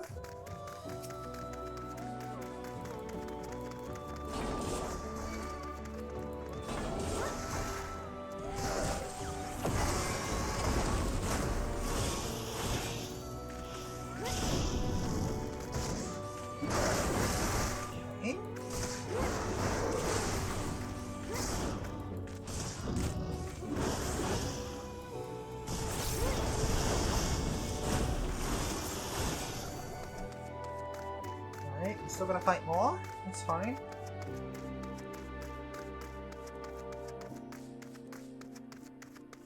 We're not quite halfway done with our time in this floor yet, so I think we're okay.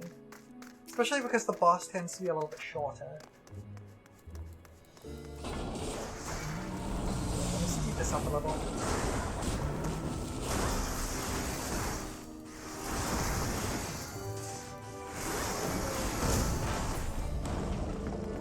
Oh, not? Okay. Unfortunate.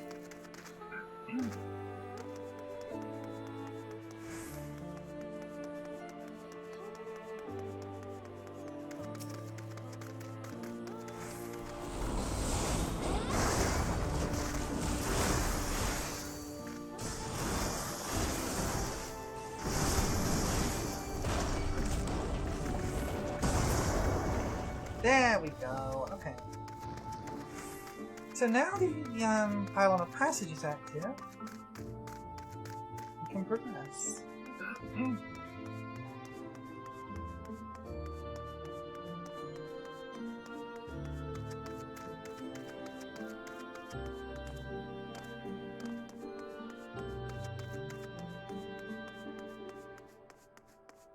It's not the best force act done. They should have killed a few more things on the way.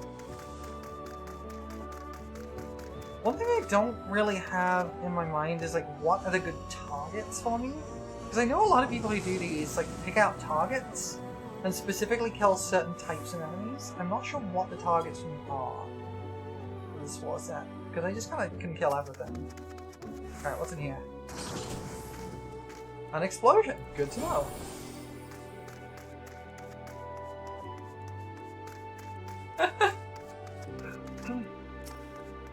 Right, you. I don't remember what you do. Oh, you suck me in, right. You suck me in and then do a big stomp.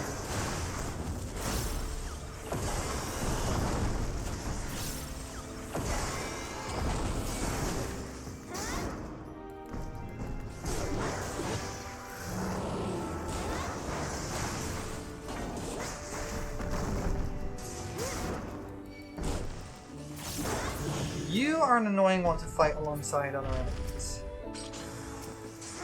Because you do left-right mechanics. You're annoying to dodge.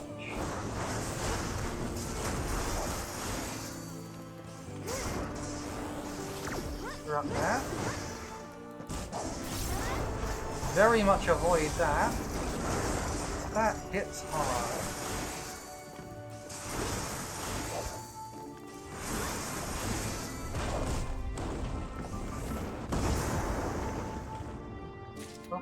No. Alright, you. This thing's okay as long as I'm fighting it alone.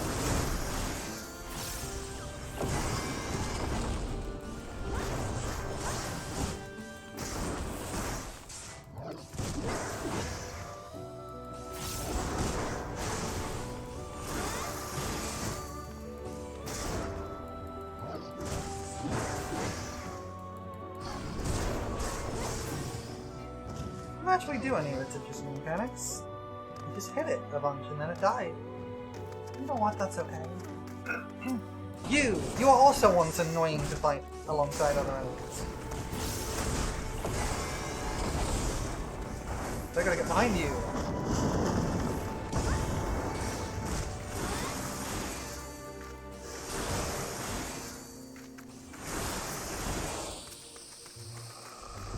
Right.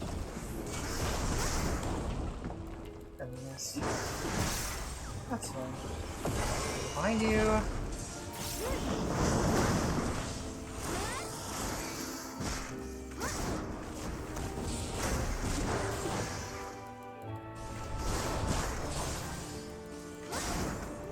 This thing's main attack is an audio, which will do a big, like, inverse cone shape. So I just gotta get behind it and then I'm safe. Drop the thing. Bark Bomb! We have got two of those, and we use one. Hi, Pharaoh.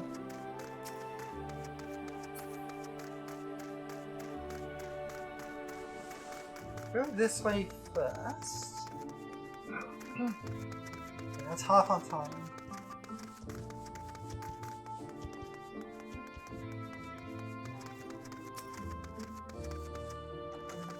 Steel is good. I would like a Bombardier of Strength.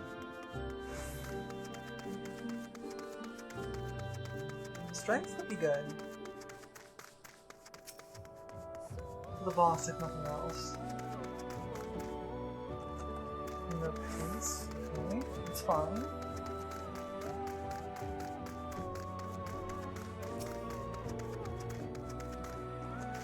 There we go. Okay, we got strength.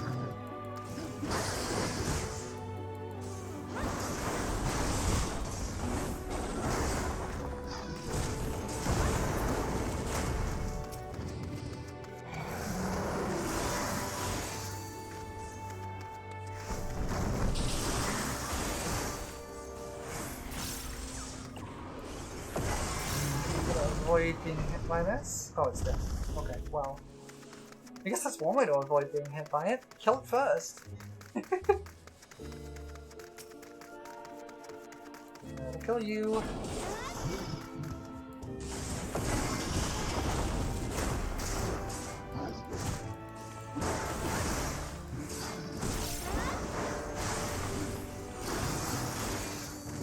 There we go, on the passage. I'm just gonna get back there now.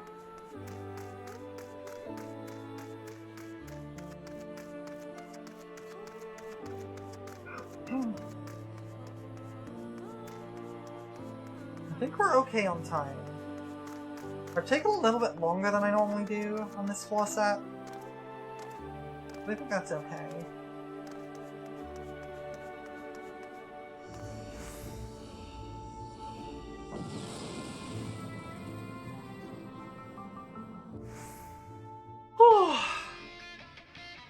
Oh, heck yeah! A long fall!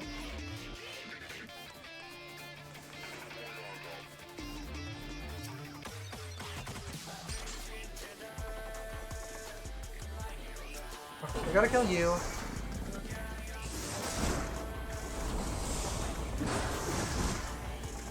Find you.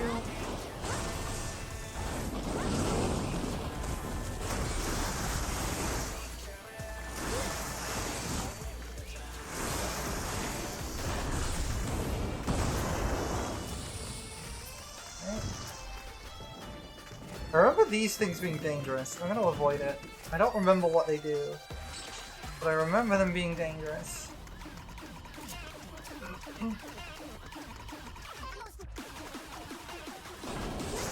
Cats, not so much. These are fun.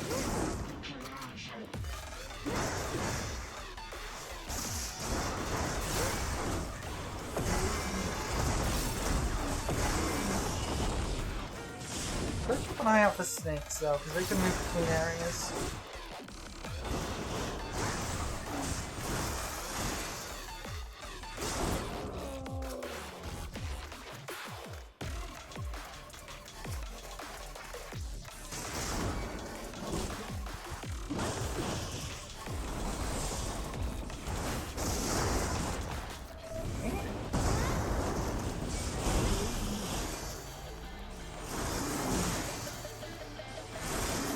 Keeping my eye out for the snakes and the serpents, because they can move between areas. I don't want to get them to catch me unawares. Oh, double glass is nice. Am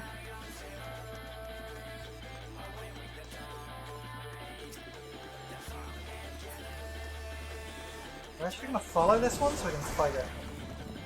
I don't want to fight two of them though, so this may have been a mistake. Gotta kill this fast, there's another one on the way.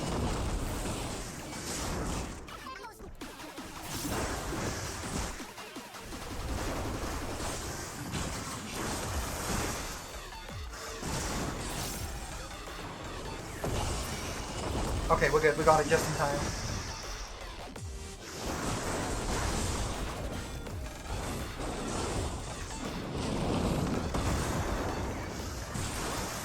These are not dangerous as long as I can get behind them in time to dodge out an object. Nothing else they do is actually dangerous.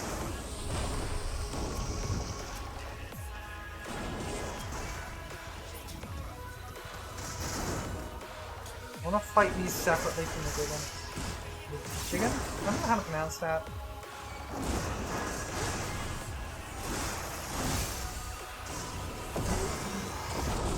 And I can't pull the gigant out as I would like to because it will pull me in instead. And I don't want to do that.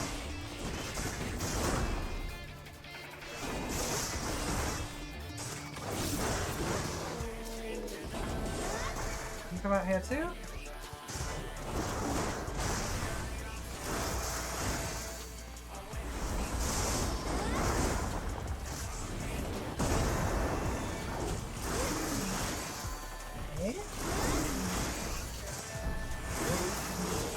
Now we can fight this.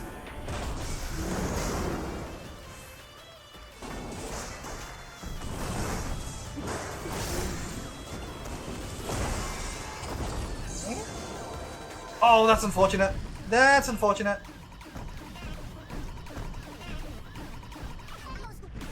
This is not ideal. Get away from it. I mean, I love being a fairy, don't get me wrong. I love being a little fairy, that's cute. I love being a pixie. Very nice, very good, very fun. Not very helpful right now. Not while I am being killed by a yeti. Okay, good.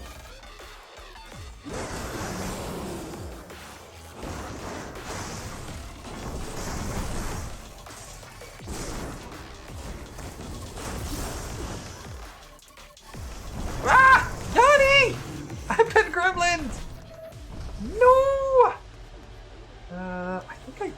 I think I risk going further. Hi Yanni, how you doing? Could you mod in the chat give a little shout out to Yanni, please? I'm going pace.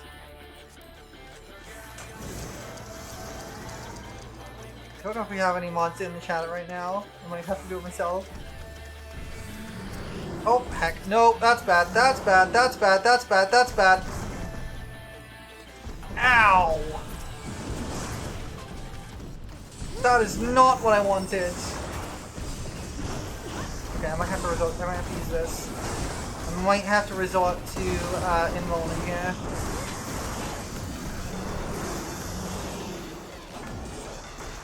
Away! Gotta get away! Okay, I will shout out Yanni myself in a moment. Yeah. Ah!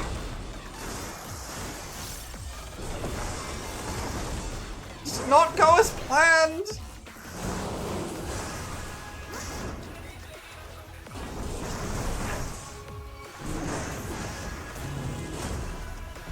Tank privilege. No, you bite? Well, Promi. Promi? Yeah, there's a reason I'm doing this as Warrior. This is a hard enough challenge as it is.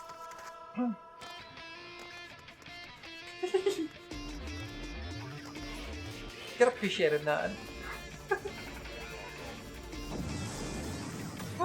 Okay.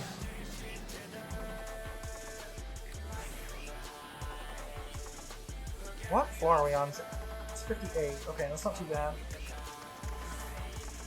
No chests in this room.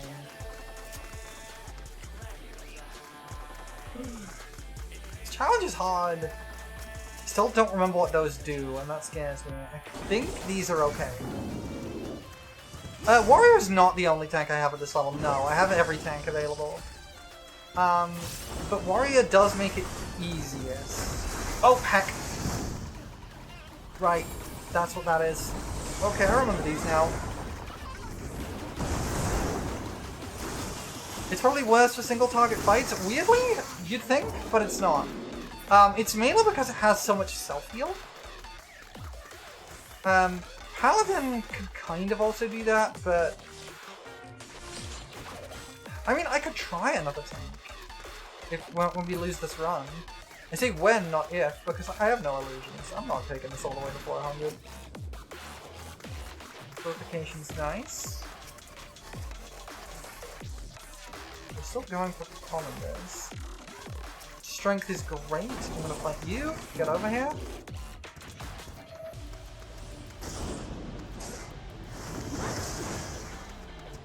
Scythe tail, which is a big circle, I think? Yes, okay. Warrior has self-heal, but is otherwise the squishiest? Dark Knight says hi.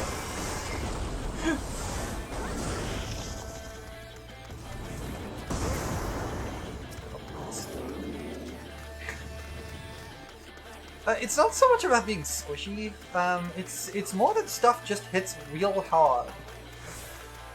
Yeah, whatever you're comfiest with is better. Technically I'm more comfy with Dark Knight than Warrior, but Dark Knight just has no self-sustain. Well, it has some, but not enough. That's sort of the problem. Stuff. Yeah, it does have marginally fewer mitigation options. I gotta get away from it. But on the other hand, it's not really... A lot of the stuff that's killing me is not so much a mitigation issue. I'm not ever finding myself lacking mitigation, is the thing.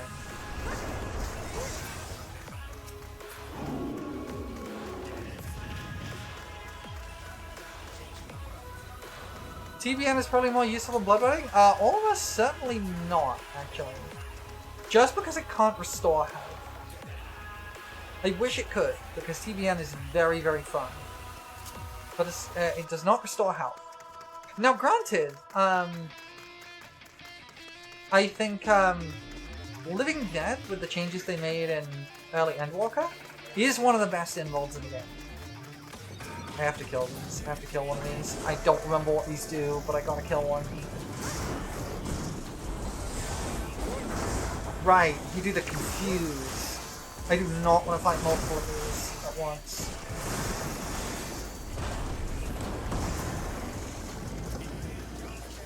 But I am going to have to fight these two at least.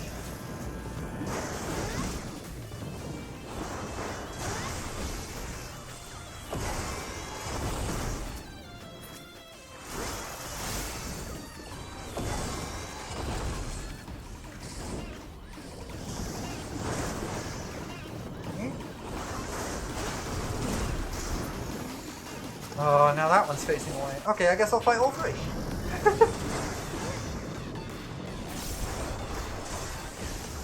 It's stunned.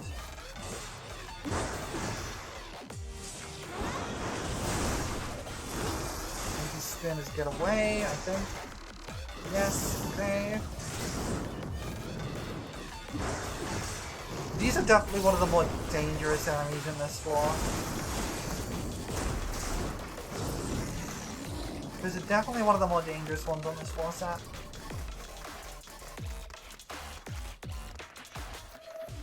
You're not particularly up to speed on non-warrior? That's fair. Enemies here don't hit hard unless you met up on that. Yeah, exactly. The problem is the next floor set, they absolutely do.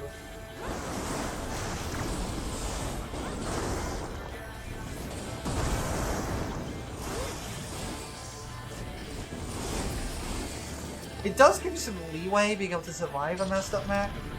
I will use that then. There is a gold down there and I think it's worth it. We've only got 15 minutes left and one floor and a boss left. That's probably okay. Probably enough time. It's a little dicey, but it should be okay. Straight, great. That's perfect.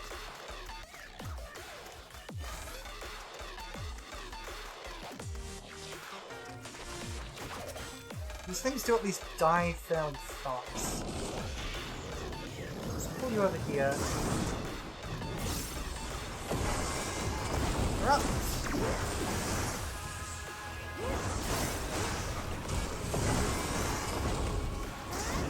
Stun. Usually this is DPS, used to everything one-shotting after 50. That's fair.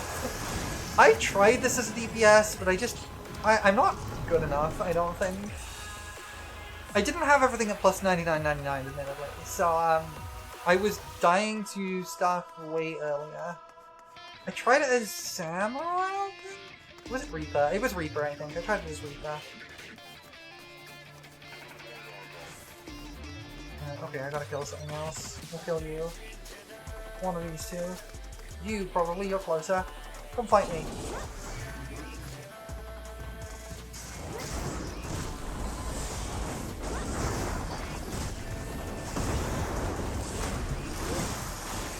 I don't actually play Warrior a lot outside of this, honestly.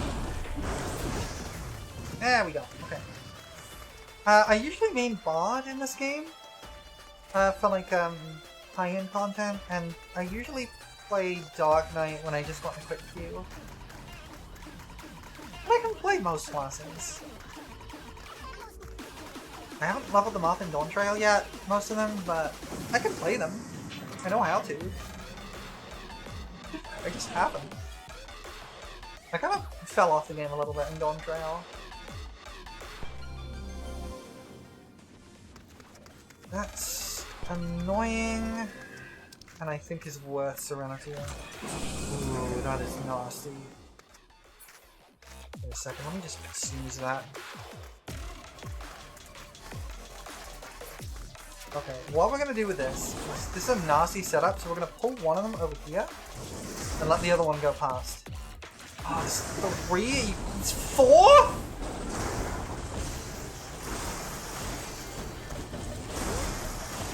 God, this is mean!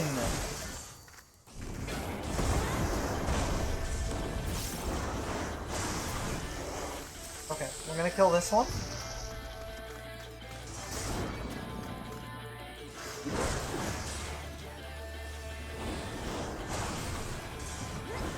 Button. Oh, I'm not grappling anymore. Yay!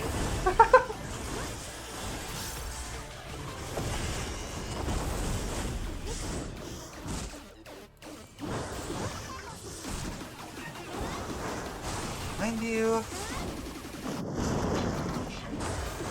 think I'm okay with that if I stand at the hitbox, but I don't want to risk trying it. I guess I could multitask it. The next bomb.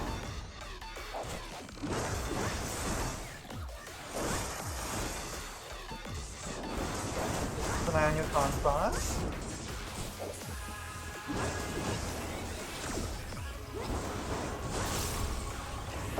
Nope, nope, nope, nope, nope. I've noticed that mimics don't have the crossbars above the health like most enemies do. That's weird. Isn't that weird?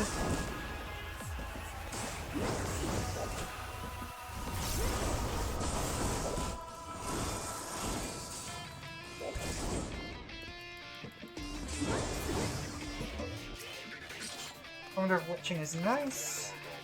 It's good if I get stuck. Got a bunch of enemies. Okay. I'll fight you. Sand serpents are not too hard as long as I fight them alone.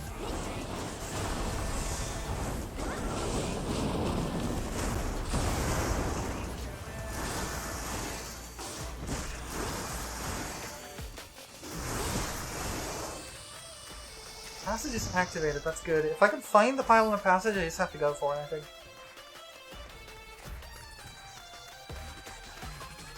Fortunately, I haven't found it yet. How am I gonna go to this? Because we've only got 11 minutes.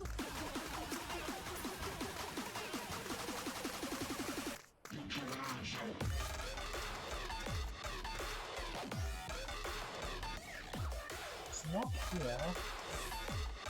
Ooh, this is unfortunate. Come on, through. There we go. Okay. There it is, I see it. I see it! I don't know if I'm going to be able to reach it. Let's go! Okay, we made it to the boss. We made it to the boss. The boss is fun. The Enfeebling Trap is frustrating to get right now. What does that actually do again? Damage dealt reduced and damage taken increased. That's unfortunate. We'll wait for that to go off, I think.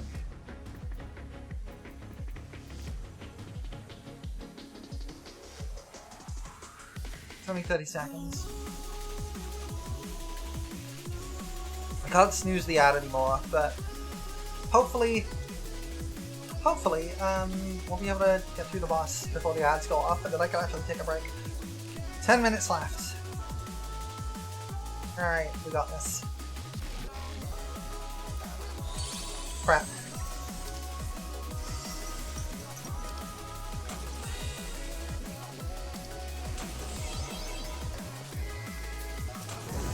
Okay, we're ready. Let's go.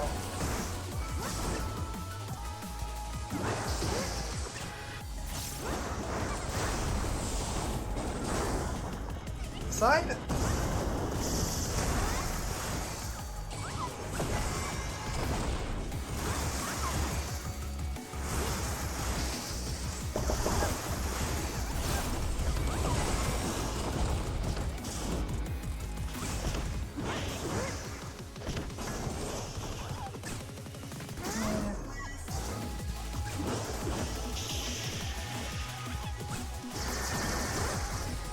Oh, no. Ah, dang it.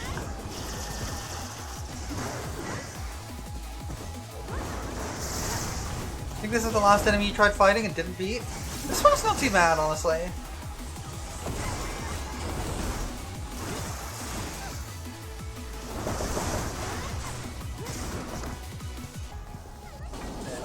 Two stone march. Marching this way, so I want to do... No. Yes, I want to be here. This corner. This corner's fine. Should be? Yeah! Okay.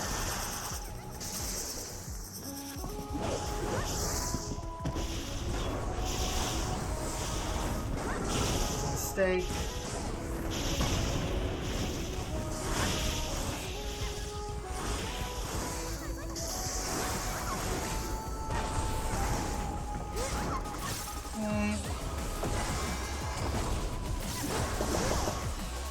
not too bad so far. I've messed up a couple of times, but that's fine. We want to go here.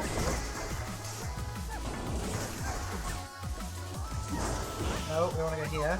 No, no, we're good. We're good. We don't move. We don't move. Now we move. And now we're safe. One-shotting, that's fine.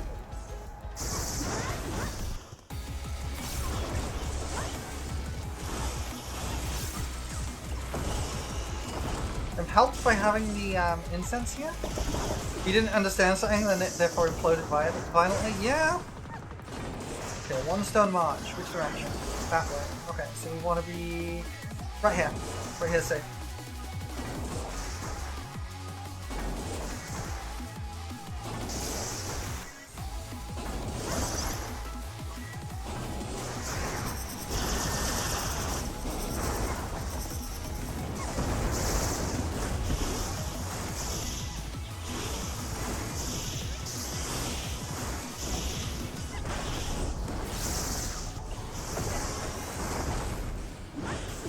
We got this. We've almost got it. Ads are about to start, but we're about to be done.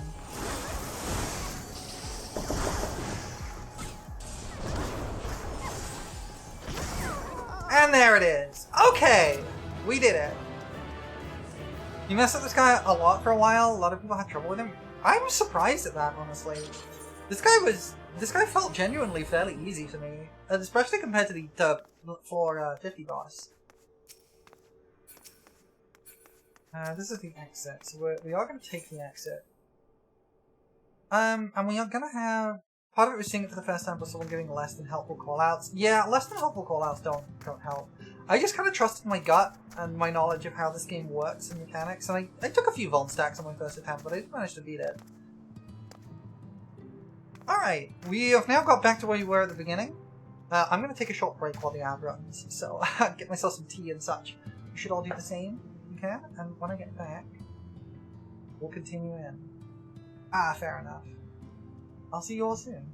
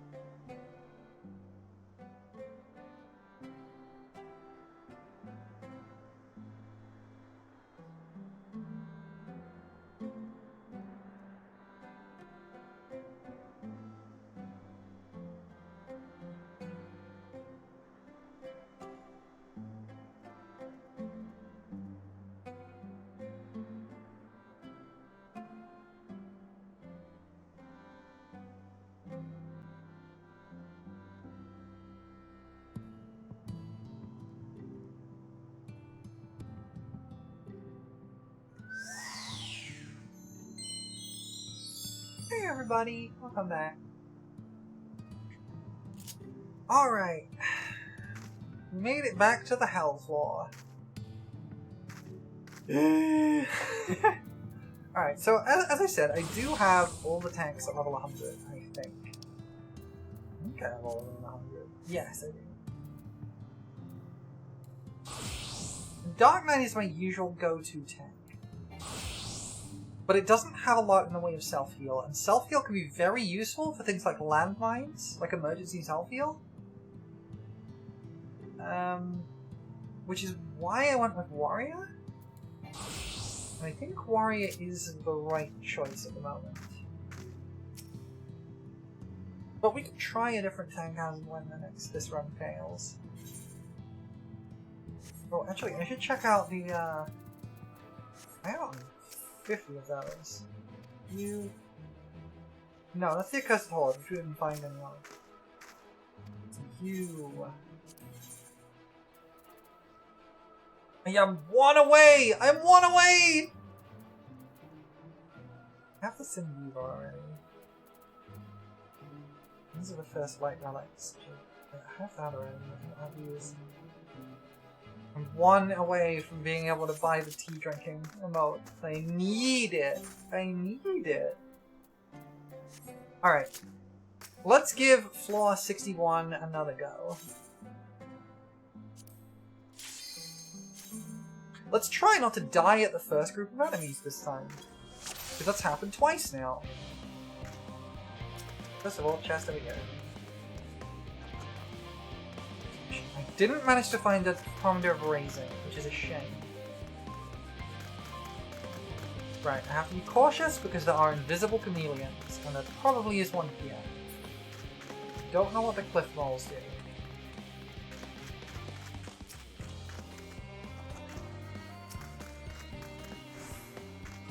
Touch the candelabra.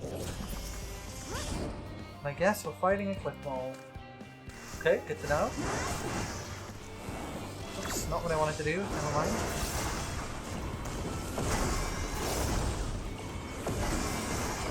So those do headbutt, which is a small forward cone. Probably does a lot of damage. So these seem like a good target to kill, because these are not difficult. They do a decent chunk of damage, but they don't seem to be particularly deadly. Keep an eye on them when they're casting, and then it doesn't look like they do anything else.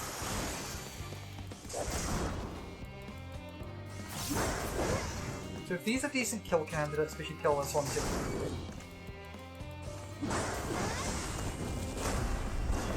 What is that?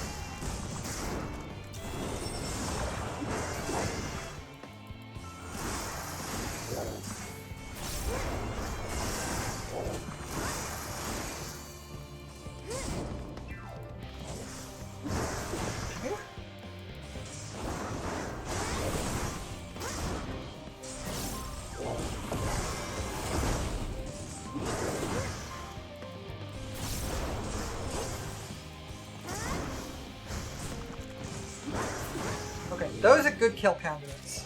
There, chameleon. These are the things that killed me killed me on my first time into this area. Because that one-shots me. Body press. These things are scary.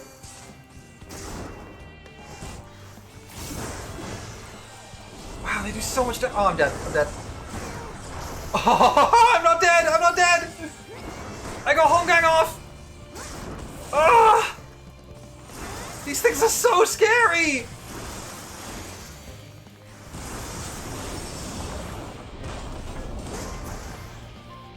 Oh my gods.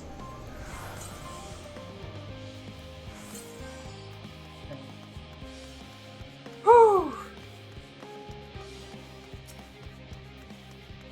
Okay.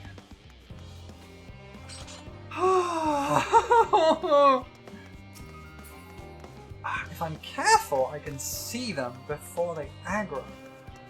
That's good knowledge. Oh, they are unique, for sure.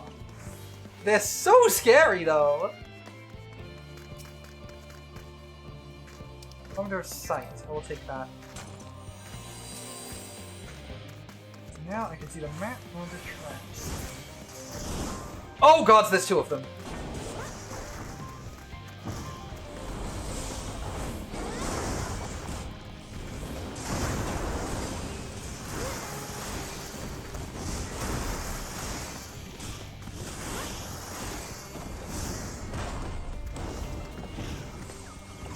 I'm dead. Oh, I'm not dead. Okay, it doesn't one-shot me. It doesn't one-shot me. It just almost one-shots me. Better keep my distance. There's one dead.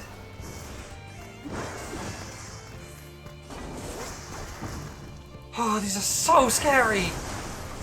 They do so much damage!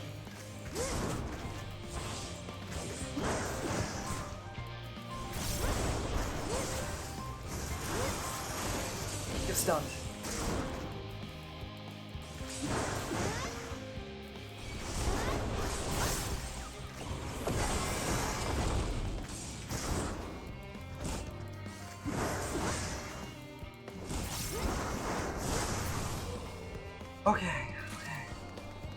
Okay.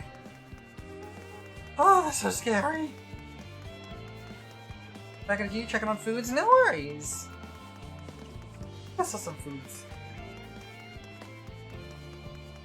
And these things are fine, they just do a lot of damage. They just do a lot of auto damage.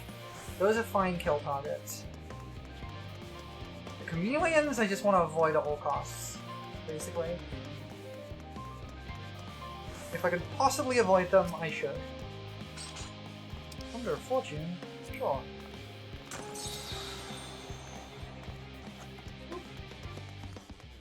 These guys are decent kill targets, so we'll take these two.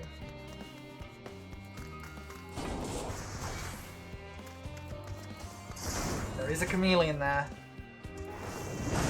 Ooh, that's so scary. These do have an attack that will kill me. Keep that in mind. These are ones that got me last time. I thought they were easy, and then they did a thing I hadn't seen before and it killed me.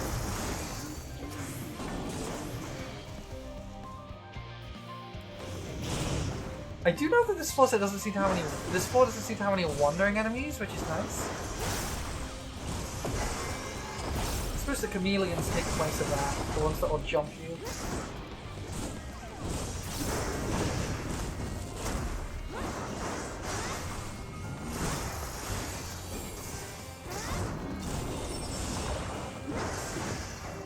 These guys just hit hard, but they don't actually do a whole lot. They do have attacks that will hurt me, but I just have to pay attention to their cast bar and I'm good. They don't use them super often.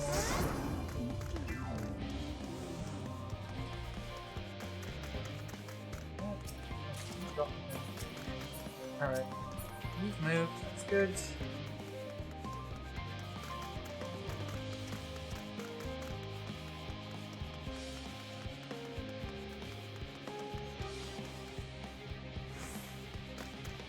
I have to go this way just to find something to kill. I guess I could have taken one of those chameleons, but they're like, I know how to fight the chameleons now, which is good. They are really scary. There's one slip up and I can be gone.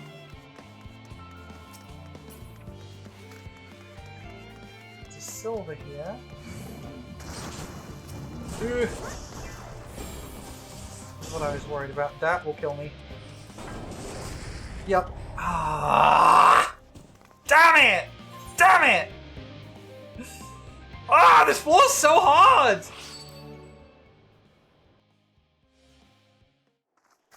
Oh, the floor set's so hard! And I really hate that I can't just try again. I can't just try again and just accept that I'm not getting score from it. Just to practice, I have to go back to floor 50. Oh, that's so annoying!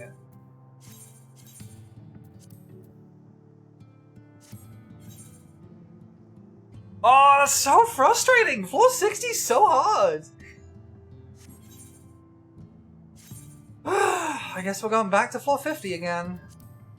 We're learning more, but like it's so tight. Damn it! Like I'm getting more progress each time, but it's like it's not like I'm making more like progressing on more floors. Wait, hang on. Let me just leave. We were thinking of doing this as a different tank.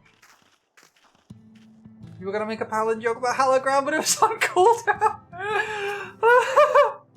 Welcome in Sonic Anime 2016. Nice name. Thank you for the first time chat. I guess we could try it with Gunbreaker. Gunbreaker might work. What's the cooldown on Superbolite?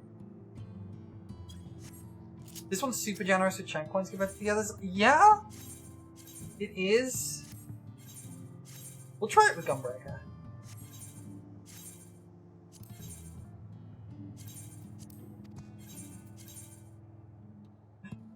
Tried dating an ass, but they only wanted a friends with benefits situation. Wasn't in the cards. I'm enjoying these puns. Nothing like Proggy Behemoth at 180. Yeah, I've not done like any of the other deep dungeons particularly. Alright, let's give Gunbreaker a try.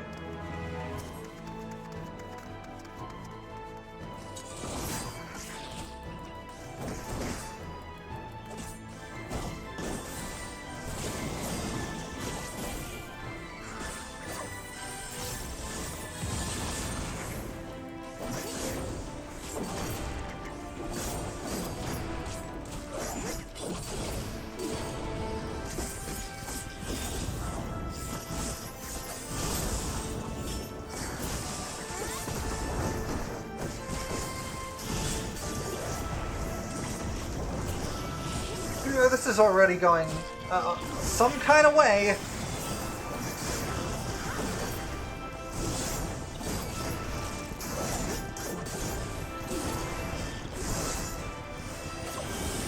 How about bow shot?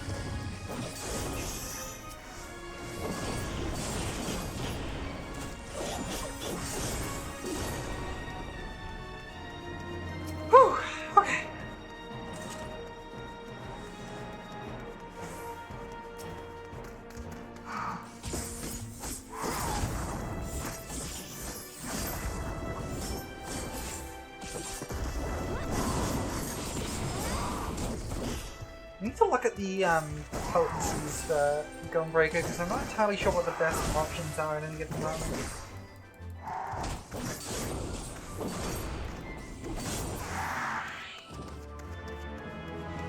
At least I can kill things faster as Gunbreaker. There is that. That might make it worthwhile to use.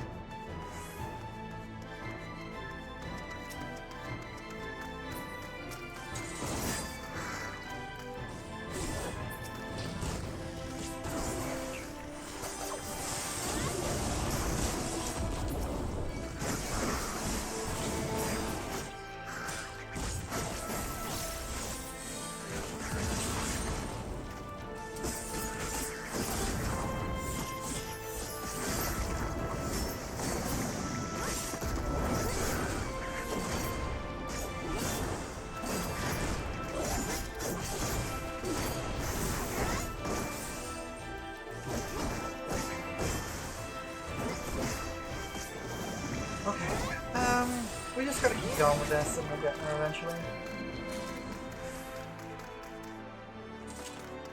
Another fortune. Not ideal. Ideally I want a raising, just to give me another like chance when I get in there.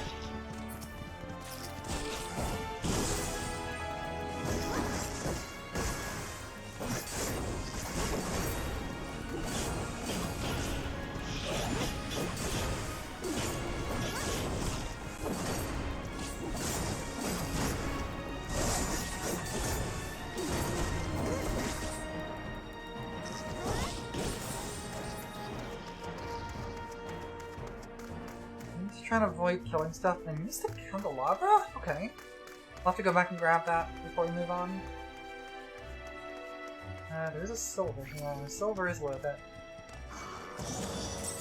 Ah, dang it. I was hoping for some incense.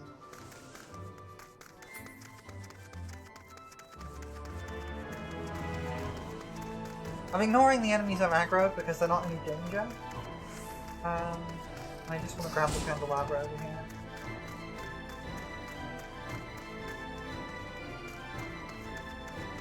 Okay. Quick passive, that's a nice one.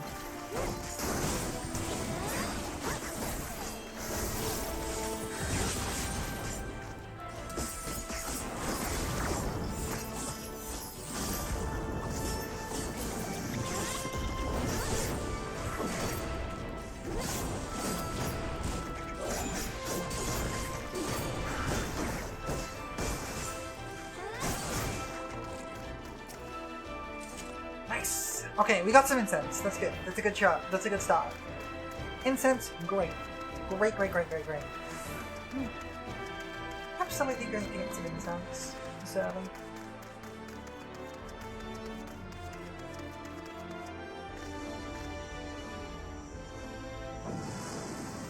Maze Root is the incense we want most. Maze Root is the best incense. Yeah. Right. Sprint.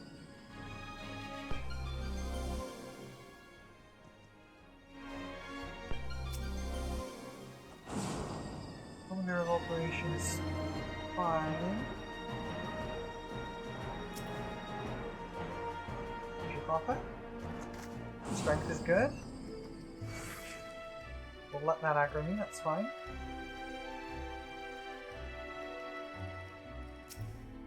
Passage is so nice. Haste is good.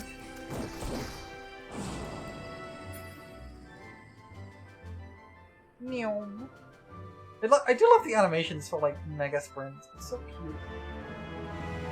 Like, there's no way I should be moving this fast. They should double the speed of the animation and make me look like Sonic the Hedgehog. I just have City Escape running in my head right now. Rolling around at the speed of sound.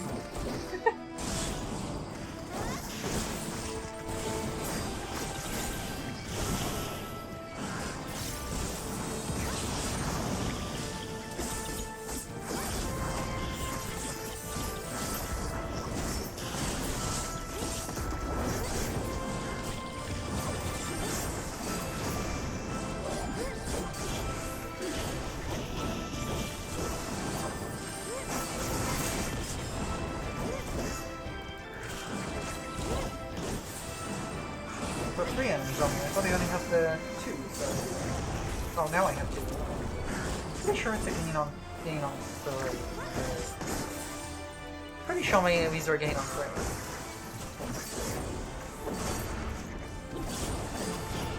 I'll have to check that when I get out of here.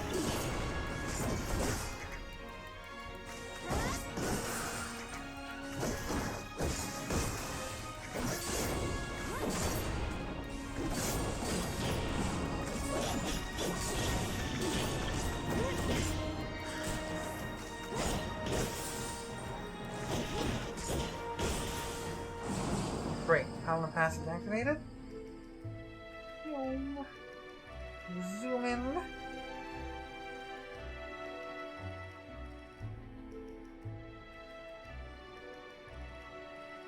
Like how I don't even have footstep sounds when I'm moving this fast. I'm not actually walking, I'm just floating above the ground. Alright, that was a decent floor.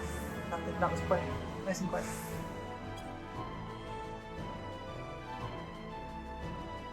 I'm definitely getting better at this floor set because I've done so much practice in this. Oh, nice! I get auto sprint.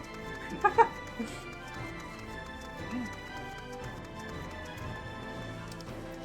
got the intuition. I'm gonna use it because we're only on like 54. Oh, there is a cursed horde on this floor. That's good to know. It's you. Let's get rid of you.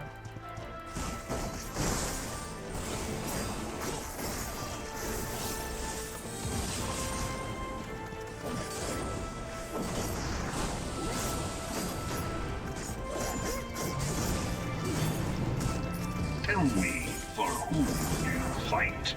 Thank you for the follow, Ginsu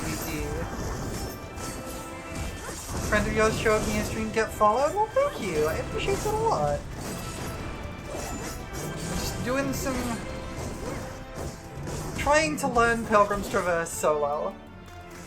I've not used any guides. I don't know anything beyond what I've seen. I am just trying my best to learn. And it's proving a challenge. Again, that's the whole point of a challenge run, I guess. Oh, you're annoying.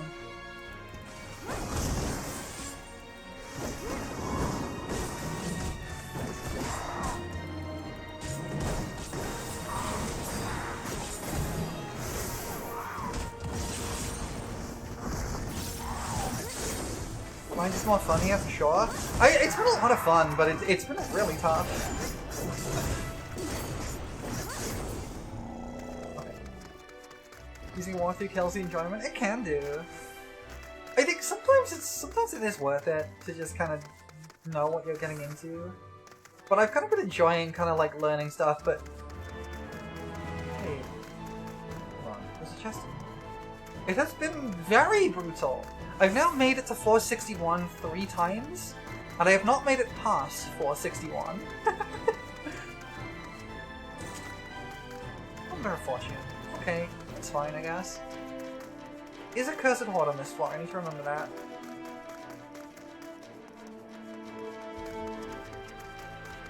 You're legit stuck for hours, maybe your walkthrough can be allowed.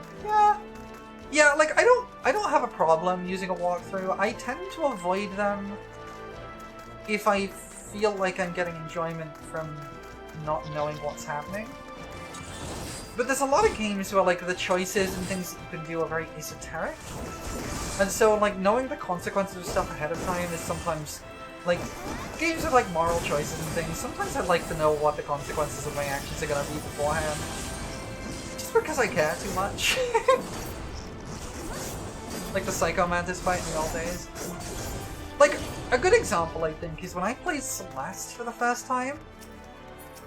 Which I did, actually, only last year. I played that on stream. Oh, it's not ideal. At least it's 2 enemies I can mostly ignore. There's a puzzle element to some of the levels in Celeste. Some of the levels have, like, some puzzles. The levels have, like, puzzle things in them that you have to work out.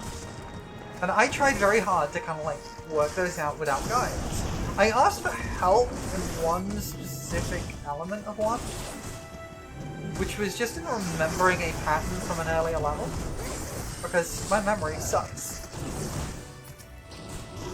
Oh heck, that's not good.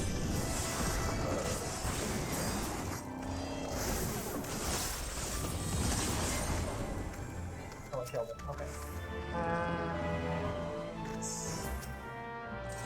Yeah, so I have unmedicated ADHD, untreated ADHD, and that can mess with my memory really badly. But yeah, I got great satisfaction in working out what those puzzles were and how to solve them. And I did solve all of them, and I am very happy I did, because they were a lot of fun. Those frailties, guys. Weird leftovers of egg fried rice obtained. Heck yeah. I had some egg fried rice earlier. I like egg fried rice a lot. Super easy to make and very delicious. And while it is not the healthiest snack, it is not the worst either. It's like when you finally find the one line of code and fix it. Oh yeah, you know, no, I know that feeling very, very well. Oh. I used to be a professional game developer. I used to work for AAA studios, briefly, not for very long, but I did. And I used to make indie games too. Semicolon. Usually semicolons aren't what do it for me. And the main reason it's not semicolons is because the compiler tells me when there's semicolons missing. For me, it's like usually just some kind of logic I've got slightly wrong. Like, I forget semicolons all the time, but I don't mind that because I fix them fairly easily. monitor is coming. We gotta kill the Tawny Claw first.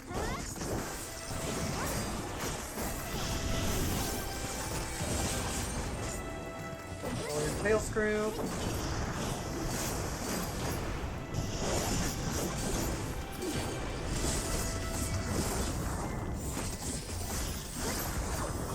Yeah, believe me, I feel your pain.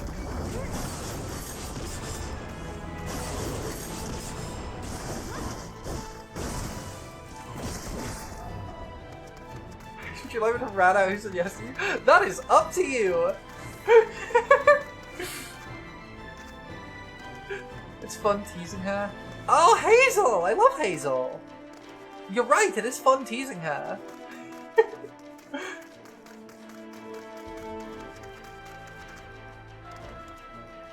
Hazel is lovely.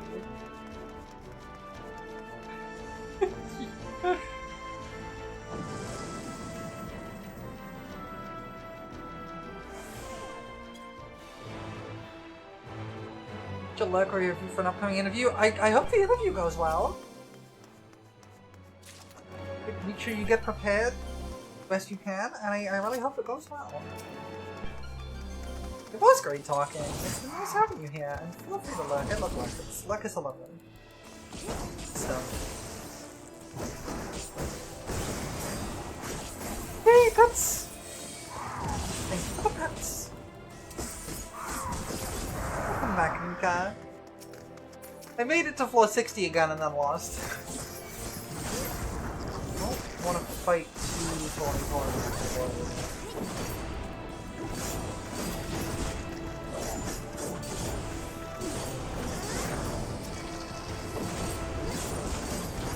I'll beat it eventually. I am learning. It's just very unforgiving. It's extremely unforgiving. We're trying as Gunbreaker now because I can do a little bit more damage more quickly.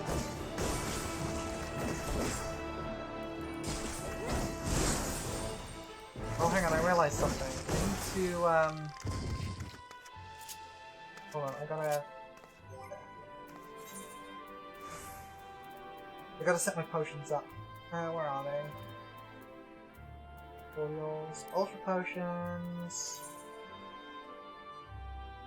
There. And Pilgrim's Potions.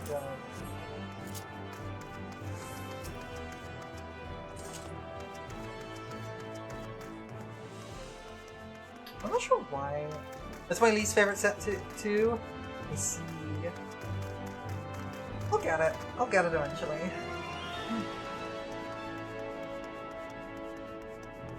It's been a rough set so far. I think once I can get through floor 61, I'll probably be able to get through floor 60 up to at least floor 65 fairly easily. That's unfortunate. We gotta focus on this first.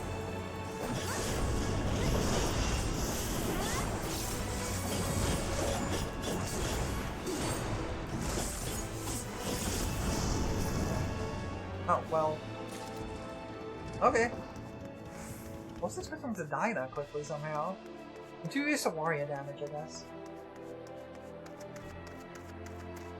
I keep forgetting I'm playing as 3 DPS in a trench coat. Poison fruit, that's okay. Poison fruit is okay. Not the best, but it'll do.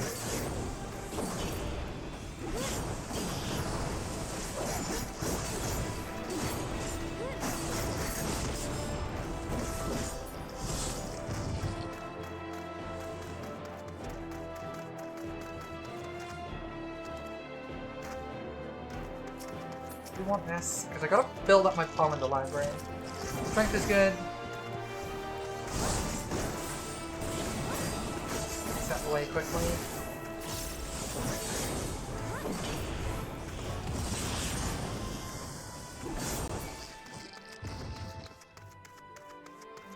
I'm gonna take the time to explore each location, each room.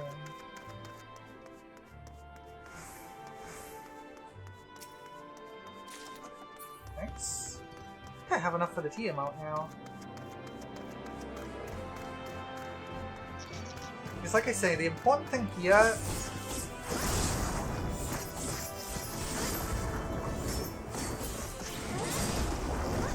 that I have to build my Pomander library up, because I'm starting from 450 with nothing.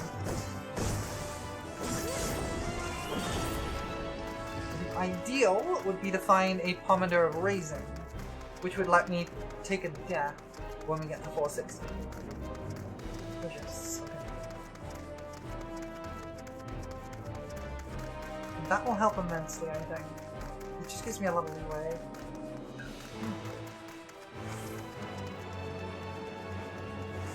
I think when we get to 460, ideally the gnomes are not the best target. They're doable if I have to, but they're not the best kill target. I think the moles are the better kill target there.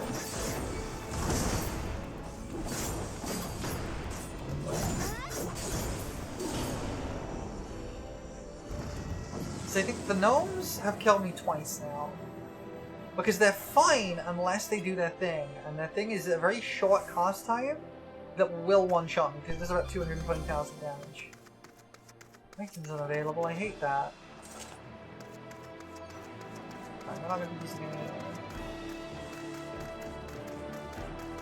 Not yet, anyway.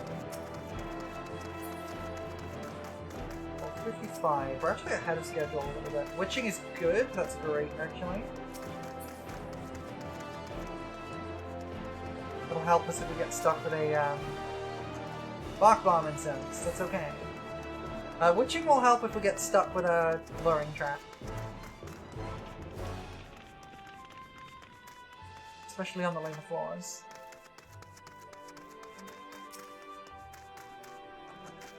Purification is okay. Probably gonna have to fight that horn. Yep, Pachamama, I guess.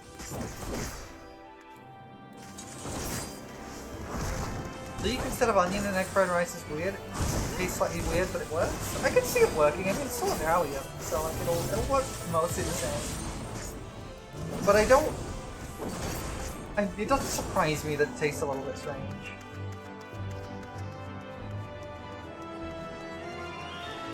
Oh, candelabra. Yes.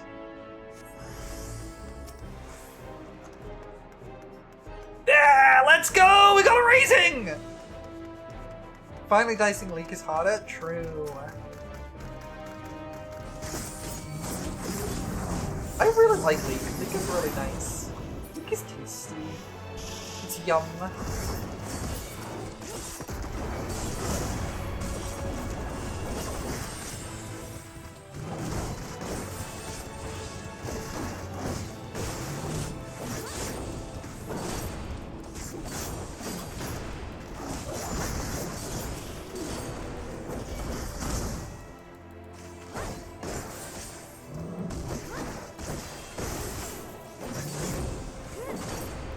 Been avoiding it for a long time. That's like a badly cooked leek is real bad. I can believe that. I like a leek and potato soup. Leek and potato soup is very good.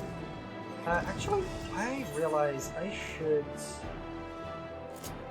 should change my hotbar slightly. So, for most of my tanks, I have a macro for my invuln. For at least, I had it for, I had a macro for my invuln for, Gunbreaker and Dark Knight. Because they required my healers to pay attention when I used it. But since they changed how Superb Life works, I don't really need that anymore. We got a blender for Crevice, a super cooked last but which indeed we can take with Zero's Lalas. Heck yeah, that's what I like to hear. Oh? Leek potato soup is really good. God dang it.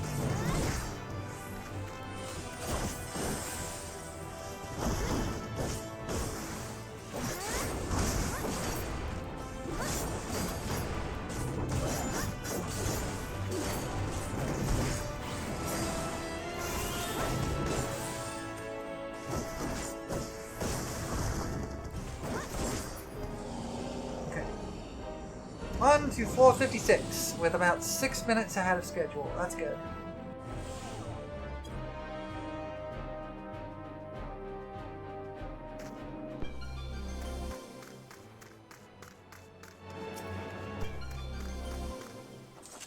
Auto heal disabled is unfortunate.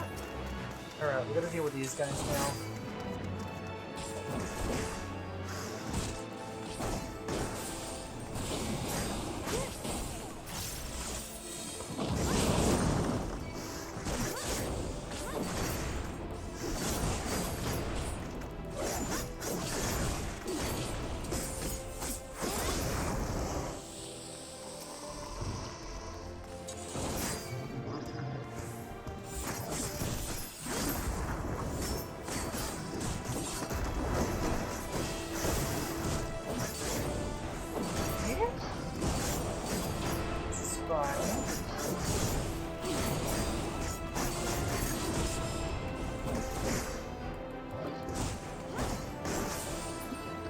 Nice.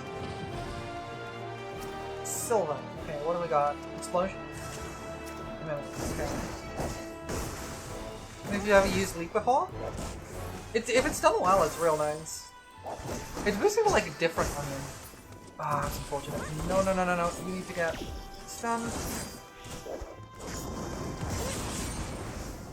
Ooh, this is a really, really bad setup.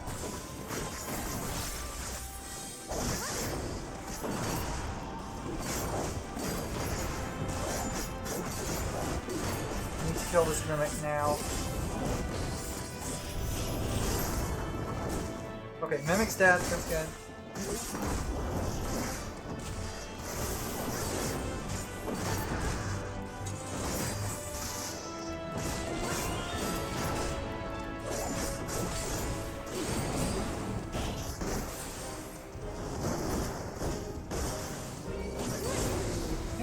We're okay.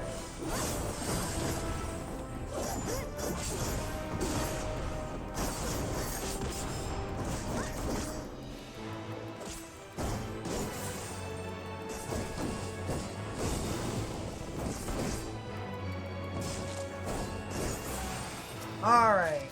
We did it. We made it. We're good. Whew, that was rough for a second there.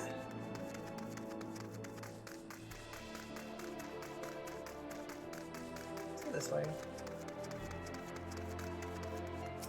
These things are annoying because I can't pull them out. Let's fight you, and then we'll go in and fight the troll.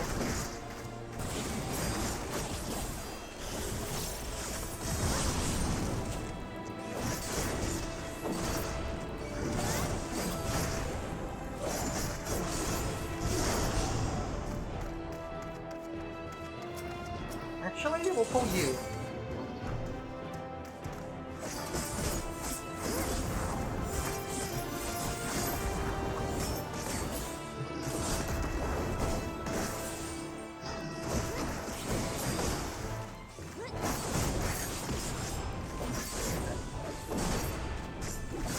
Nice and slow.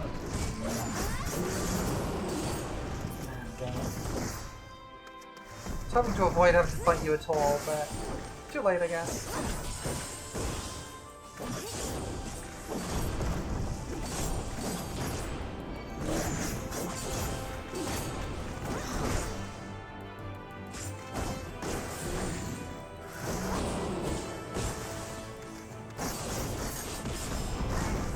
Ow.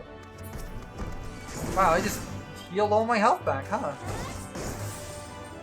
I guess that's the votive recovery thing I got? Okay, good.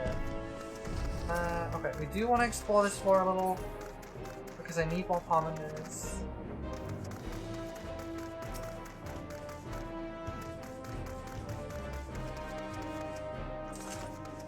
Intuition is okay to use. We've got a few floors to use it for, so we'll use it.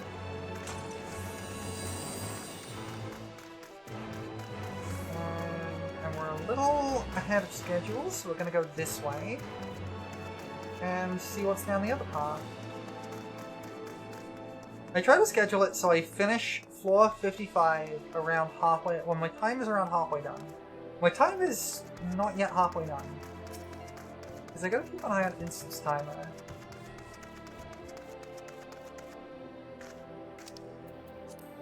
I guess. Not really worth using, but you know, whatever.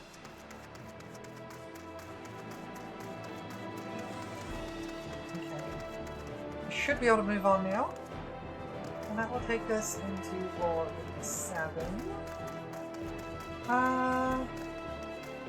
It's pretty much same as this until floor 60. And floor 60 is the boss, and the boss is fine.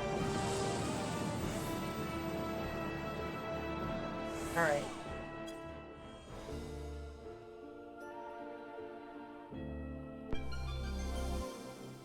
That's nice of it. Knockback disabled is fine, actually, because I'm not doing any.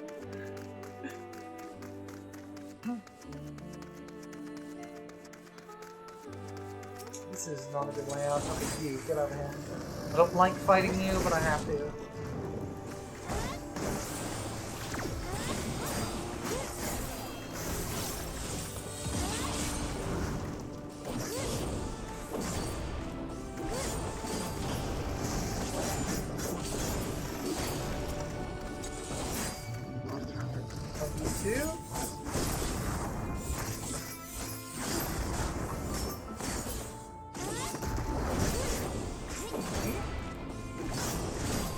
Pretty okay targets to fight, but I don't like fighting more than one of them because they have left-right mechanics. I don't think I ever get a chance to use it, but you know. East is good. You, I don't know.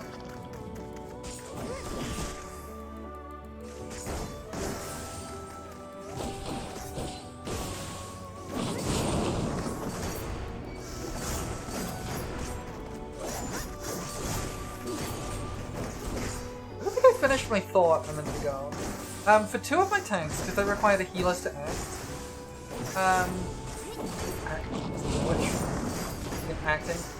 Because they require the healers to respond. Like Super Herbalized when I get dropped to 1 HP, and Living Dead where I need my healers to pay attention to not healing me. I have a little macro whenever I use it. But that does mean there's a slight delay whenever I use it, and I can't risk that in here. But since they changed Super Herbalized to only drop you to half health, it's less important the healer knows about it. Hello.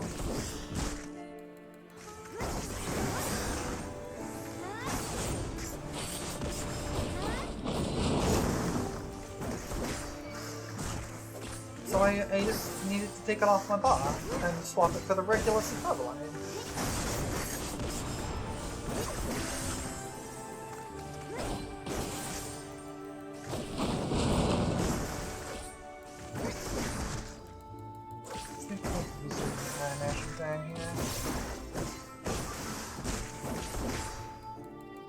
I miss Old Boliden too. I miss Old Bolide.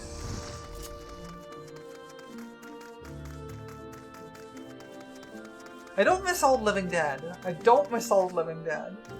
Old Living Dead was bad.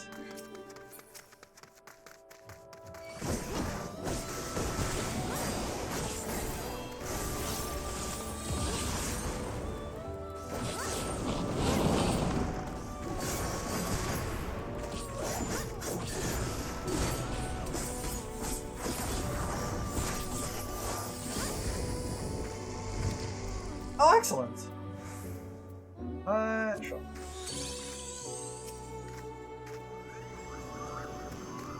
Everything dies now. Boom!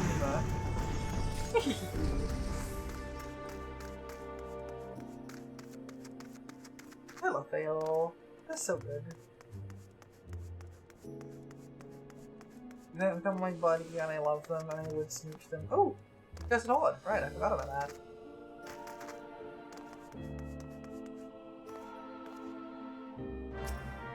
Take that.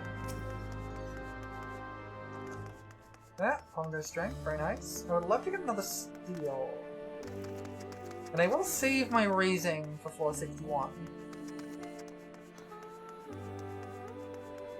We are about 5 minutes ahead of schedule. Good. Also, the boss just doesn't need that much time. dies fairly quickly. More common design here. Good. Use that. Steel, excellent. Now we just gotta go.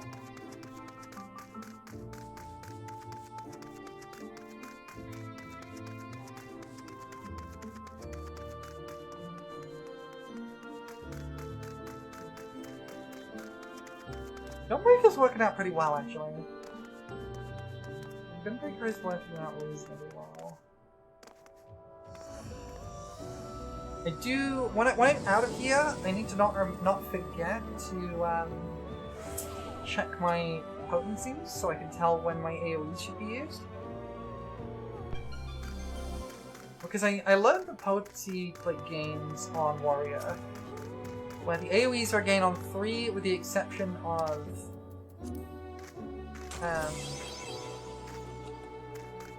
forgot what they're called, but the AoE version of Fellcleave is a gain on 4. Fellcleave is just that strong.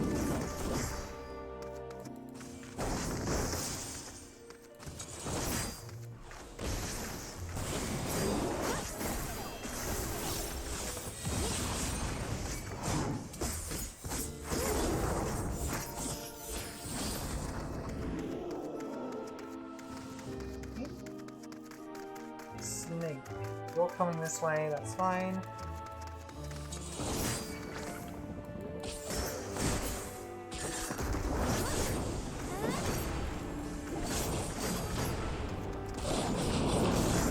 Almost walked right into that, huh?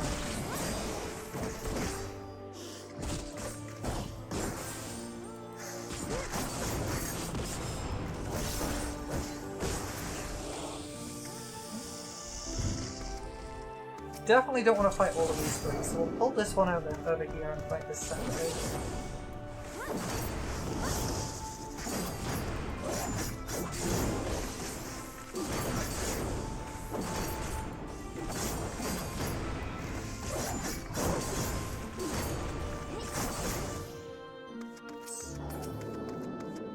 And we'll do the same for you.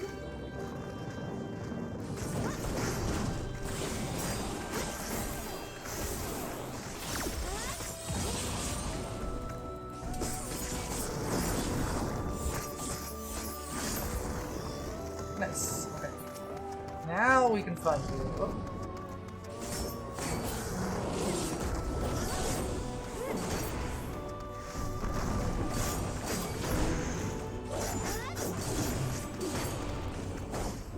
Like, I mentioned I had a macro for Superline, right? My macro yelled a test of your reflexes. And it's not as funny if it doesn't reduce you to 1 HP.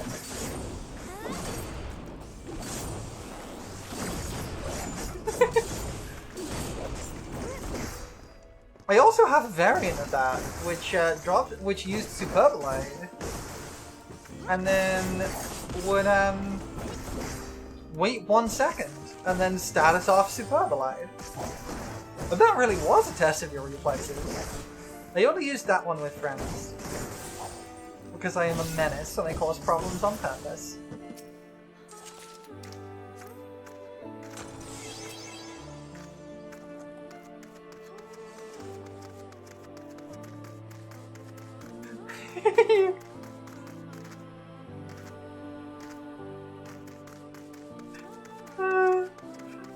The funny thing is, I actually have a decently good use case for status off as a thing. Let me show you, actually. It won't take me too long. This macro actually does do status off on purpose, in a way that's actually helpful. As you can see there, it is / status off most of the common regens from Dark Knight. Because when I use Living Dead, I want to hit 1 HP. And having my health constantly being regened makes that a bit difficult.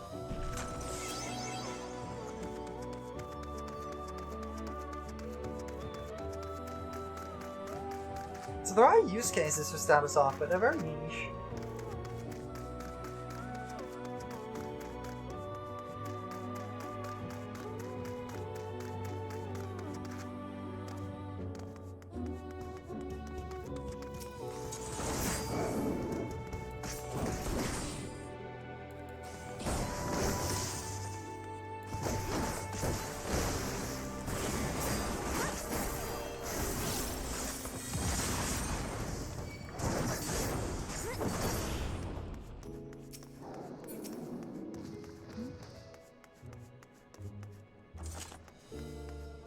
are still a little ahead of schedule, but I have to be a bit careful.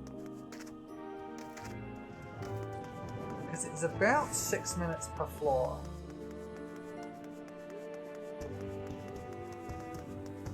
One place you've used status off is actually deep dungeons? To remove transformations or food... Or remove the food buff? Why would you remove the food buff?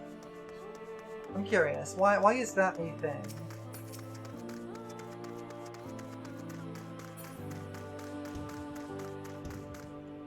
There is nothing useful here.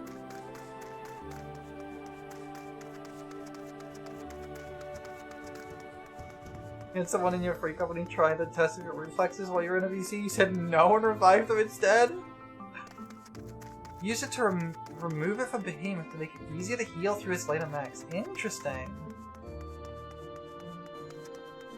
You see, the thing is, I think this is a difference to the way my friend groups would work. My friends would absolutely do the same thing to me if I did that. If I did a test of your reflexes, a lot of my friends would just say no and res me instead. And then we would all laugh about it and then do it again tomorrow. That's a really unfortunate spot for that. Oh, that's really bad. That's not good. That's not good.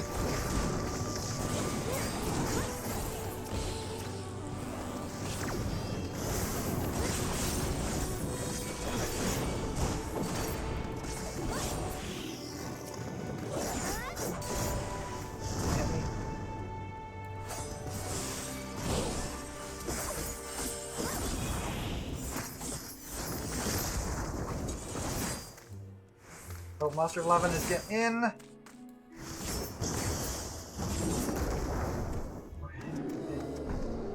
Okay, we're good. We survived. Oh, come on.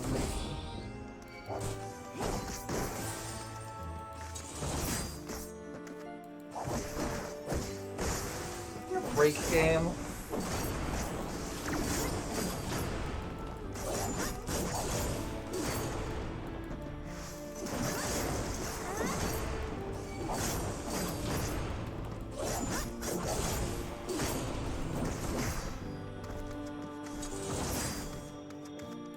Avoid aggroing the troll.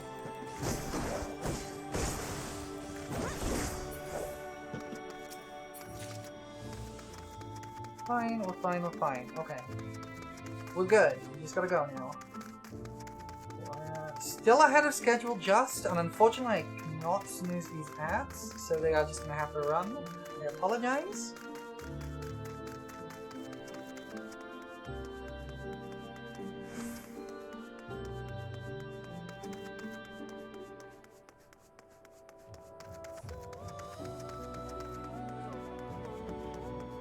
Move on.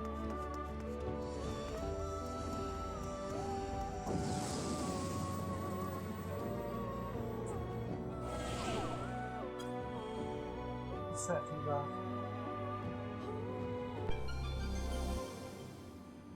Gloom. That's worth getting rid of.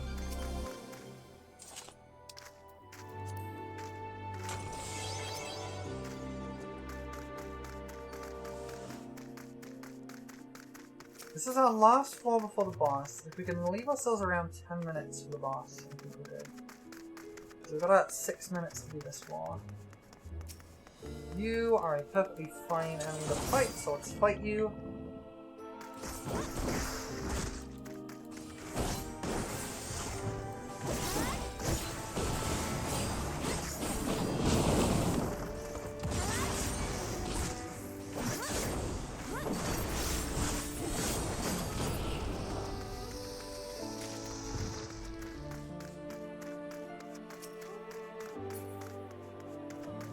Another snake coming through, so we'll fight that one too.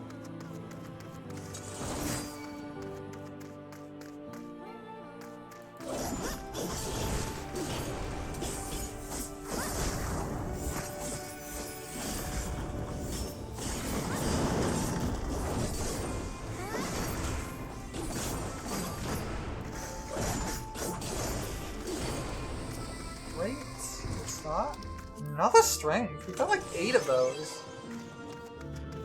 A lot of strength bombers.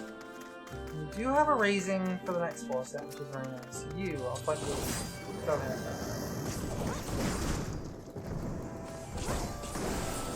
Interrupted.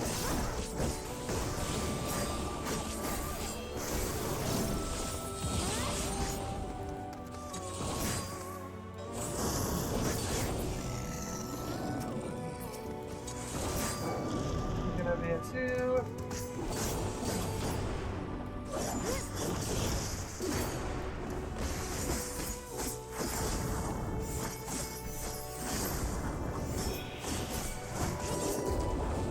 Nice.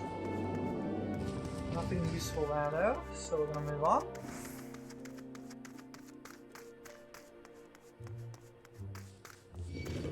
Dang it, let's have to avoid that.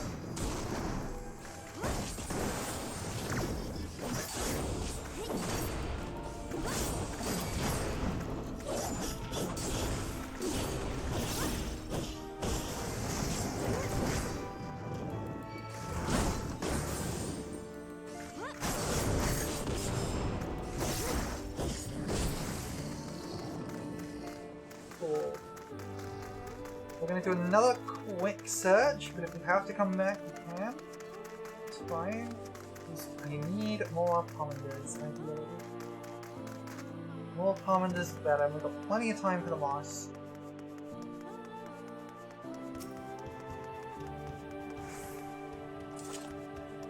Intuition is not worth using here, because if there's nothing on this floor, you just lose it. So it's not worth using.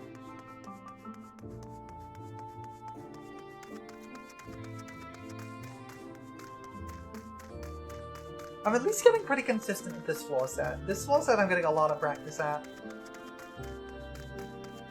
That's good for me. Ow!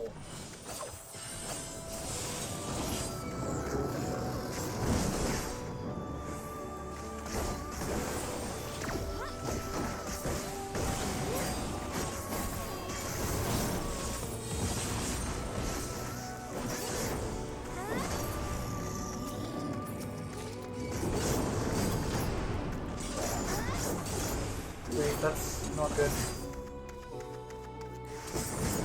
I'm gonna have to take that.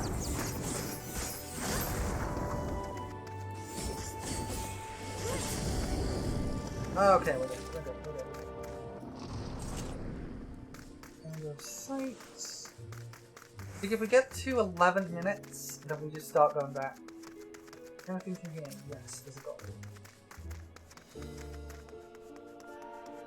It's risky, but I think it's okay. Purification's nice. Go around the back of this tree. There we go, made it. Good. And welcome back from the ads, everybody. I apologize for that. Alright. There's nothing in this floor. Bronze. We're gonna have to fight this thing anyway, so.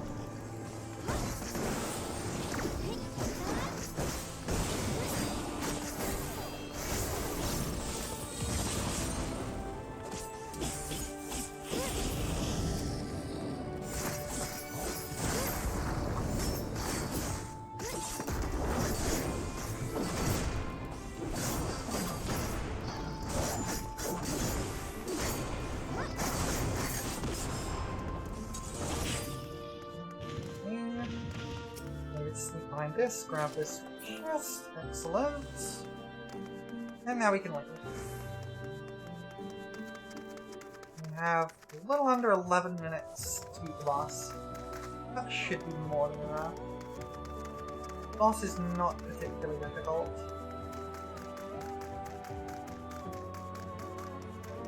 Like, it's one that will punish you if you mess up too much.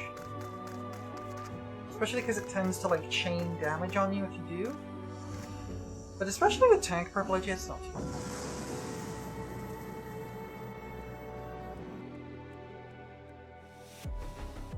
bad. Okay, boss time.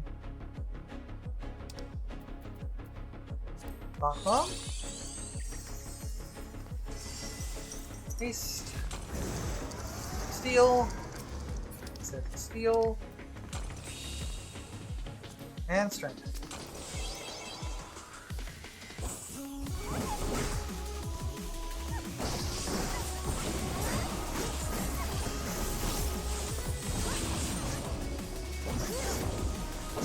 "10 minutes for the boss, that's fine. Plenty of time."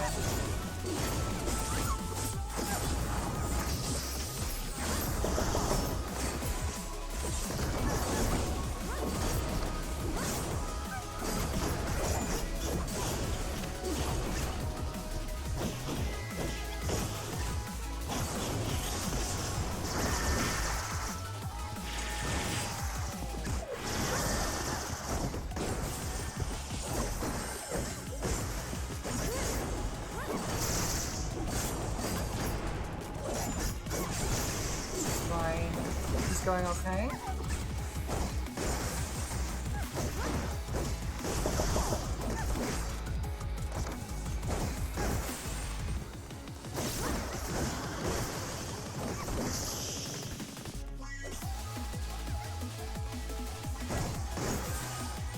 Yo, same. No, it won't.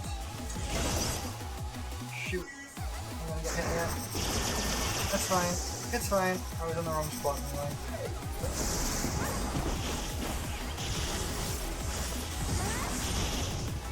Oh right, they got rid of the animation lock on double down. I forgot about that. I thought it was just gonna take some hits there.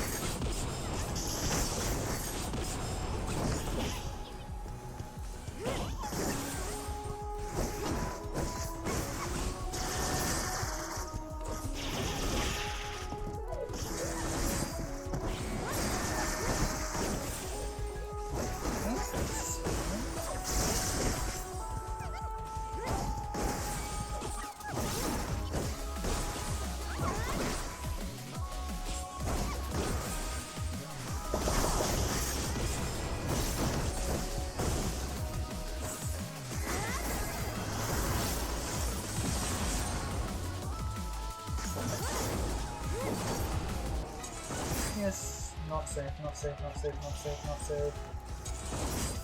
I'm gonna take damage anyway.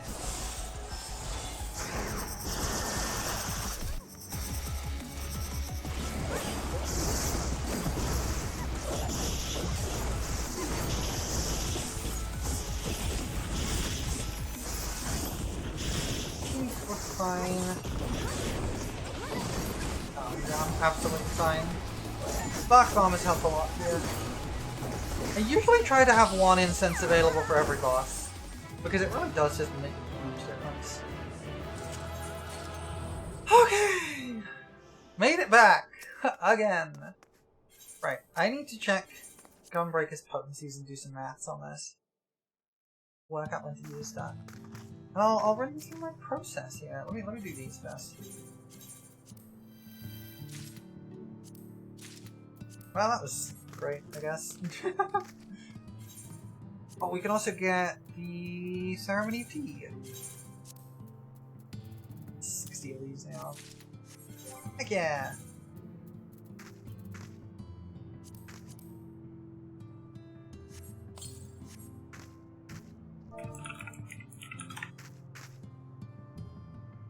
Oh, it's cute! That's really cute!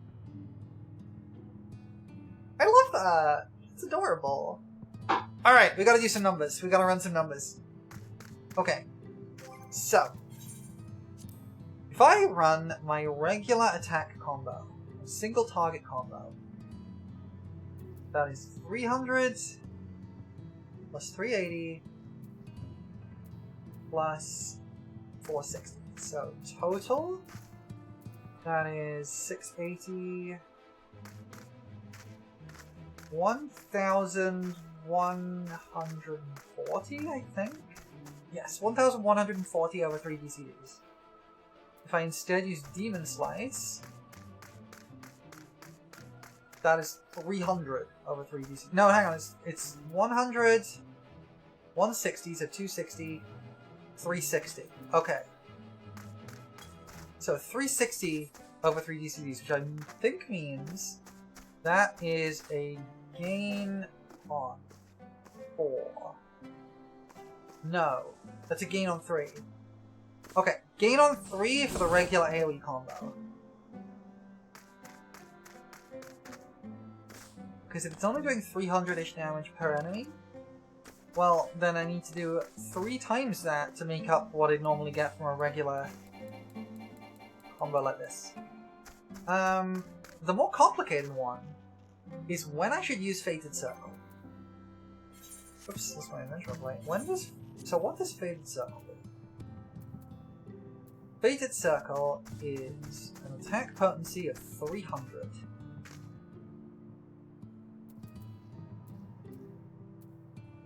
But it's followed up with this as an OGCD. So it's 420 overall.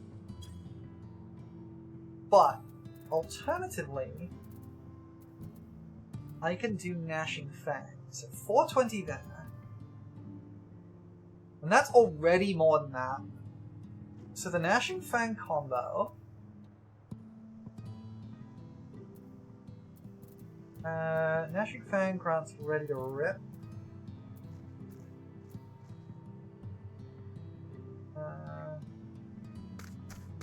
Okay.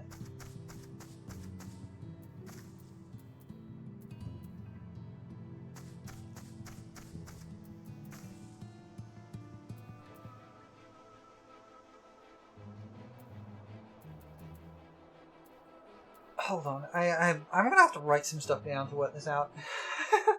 This is complicated. Fated Circle is 300. Yeah, I think that's likely. So it's 420 to all enemies. I'm working out basically how many enemies it would be to be a buff over Gnashing Fang and also over Burst Strike. A Fated Circle I don't think is going to be a gain on 3. Burst Strike is 420.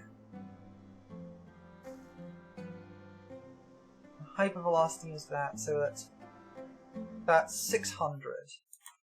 So Burst Strike is 600, so it's a gain on 2 to use Fated Circle over Burst Strike. So Fated Circle is always worth it to use over Burst Strike when I have multiple enemies. However, we now have the Gnashing Fang combo, so that is 440. Fated Circle was a gain on 2 last time we checked. It is over Burst Strike, it definitely is. But I'm working out if it is over Gnashing, how many enemies it is over Gnashing Fang, and that is complicated. So that goes then to... we want to go for the full combo. So that goes to Savage Claw and then Wicked Talon. Okay. So... eat your Cheetos and sister accounts and hugs the blow high? That's okay. You're allowed to do that. You can have some Cheetos. And then that's 500, and that's 560. So 500 plus 560. So 560 plus 440, that adds up to another 1,000. So that's 1,500 over 3.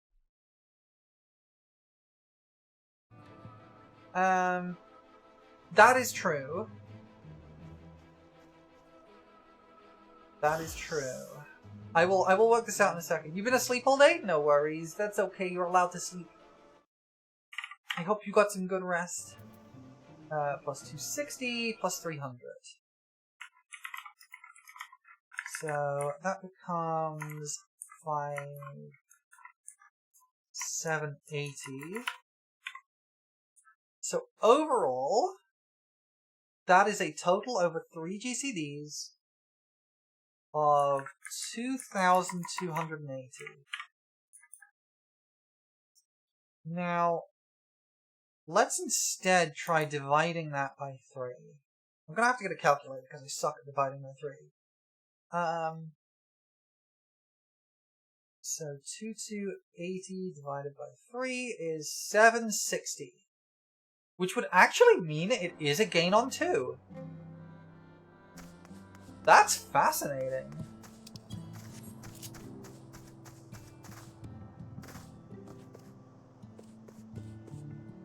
Although, let's try that again. Instead of dividing by 3, we're going to add in 2 hits of our regular combo. We'll try Demon Slice and Demon Slaughter. So that's 100, 160. So that adds up to 680, which is definitely not a gain on 2 in that case. But if we add in the single targets, 300 and 380,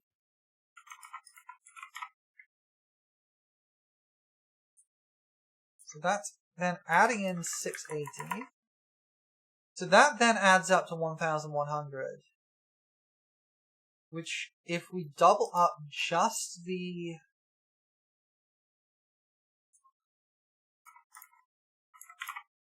that would be a gain on 3 if we use the single target afterwards. Which I think just means it's best to use Gnashing Fang. I think it's better to use Gnashing Fang in most situations. Okay. Only better on 4 plus targets. That would make some sense, because if we get the total of that plus Demon Slice and Demon Slaughter, which is another 100 and 160, so 260. That becomes 680. Which is the 3 GCDs that we would get from using Gnashing Fang. Doubling that gets us to 1360, and then adding another 680 puts us at 2. Hold on, 1. Doing some quick mental maths.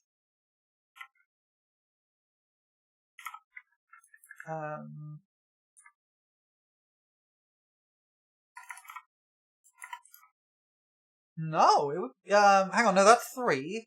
That's 3, so that is slightly below. Yeah, it is a gain on 4 if you are using regular hits afterwards. It is a gain on 4. It is not much in between it, it's about a 200 potency difference if you're using it on 3. But yes, it's a gain on 4. Okay, nice and easy. So, over Burst Strike, Faded Circle is a gain on 2. Demon Slice is a gain on 3. And Faded Circle is a gain of a Gnashing Fang on 4. I don't actually use Balance myself. I have occasionally used Icy Veins, but I don't use Balance.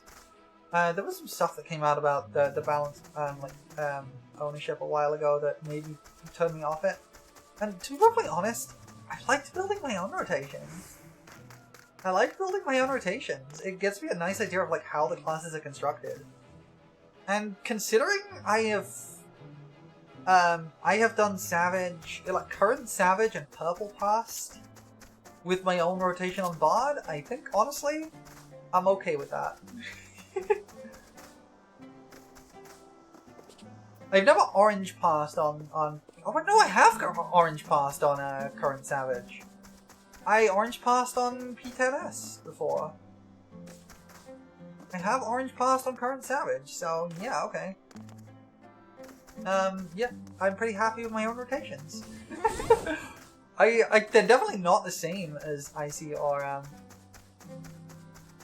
okay, so there are passing tools. I don't run them myself, but I do check them occasionally because sometimes I am running stuff with people who do run them. They are third-party tools, which is why I don't use them. But basically, people are logging the damage you're doing and the abilities you're using. And there is a website where you can check how good you did, basically, versus everybody else on the same fights. And effectively, there are different, like, percentiles. Like, there are different, like, you read buttons to keep up time, any custom rotation then similar to the optimal rotations. Yeah, there's not a lot in it, but when you are getting the, like, top tier passes, then on the hard content, that's when it starts to matter. And basically, the percentiles start with grey passing, which I believe is bottom 30%. Then it's green passing, which is 30 to 40. No, it's 30 to 50. Blue passing is 50 to 60.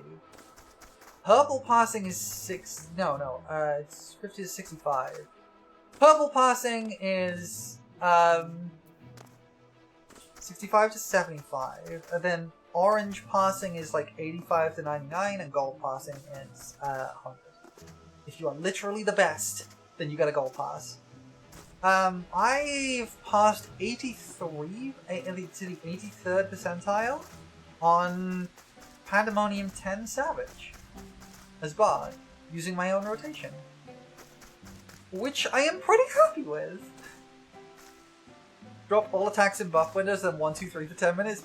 Honestly, most classes are basically that.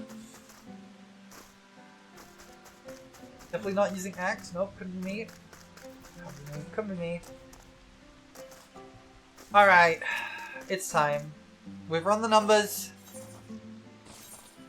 It's time to try again. For the 3rd time today. So Franky's hearing passing, you're like, you don't even pass the lowest rank? I've seen you pass sometimes. Okay, Maze Route is very nice. Auto attack only and use cooldowns GCD is a lie. I don't know how these work, so we're gonna fight this and we'll see what it is. Before we do that, we're gonna raise him. Throw.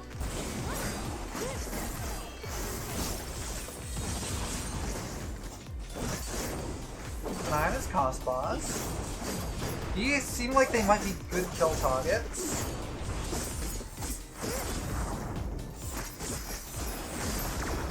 Interrupt that. I don't know what it is, but I'm interrupting it.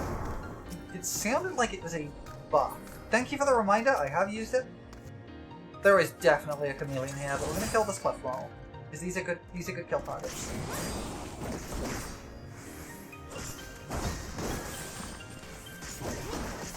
Gunbreaker animations look weird on Lalafell. Most animations look kind of weird on Lalafell. It's very cute, actually. I do just kind of fly, yes.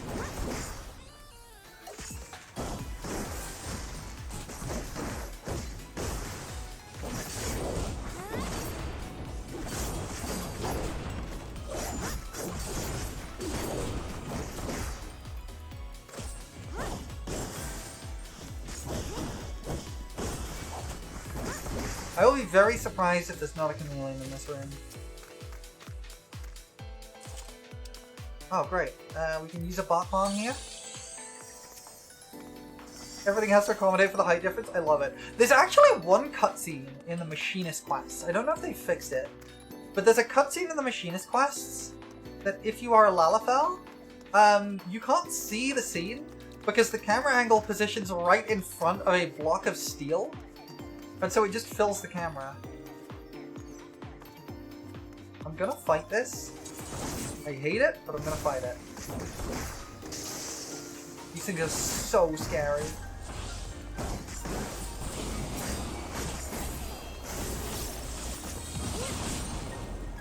I can kill faster with Gunbreaker, which is nuts. That actually makes a huge difference to those. That I can kill faster. Can we reach floor 62? I will be happy with today if we can reach floor 62.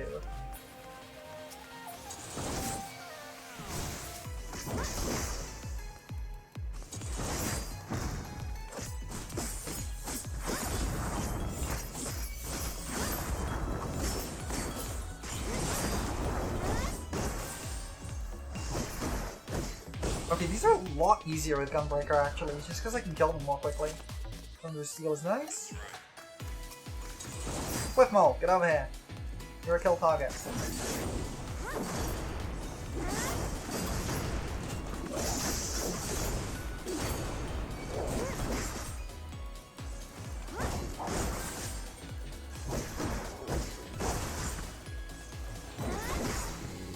Okay, good. Gnomes are not a kill target. I want to avoid those if at all possible.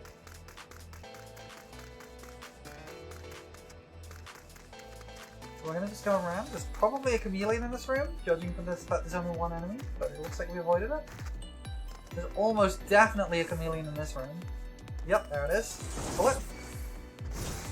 Weirdly, the chameleons, despite being very, very scary, are actually kill targets, I think.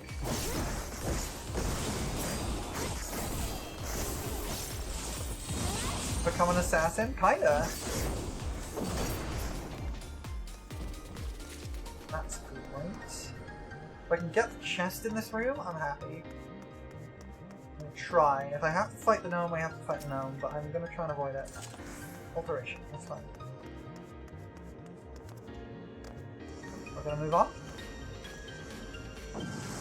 We made it! 462! That's prog, baby!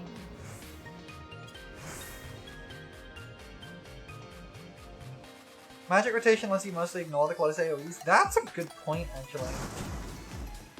Ow! Right, you're new. Never seen you before. I have a suspicion what you're gonna do, so we're gonna keep an eye on you. We're gonna try and fight you. We go right. Not what I expected, but that's okay.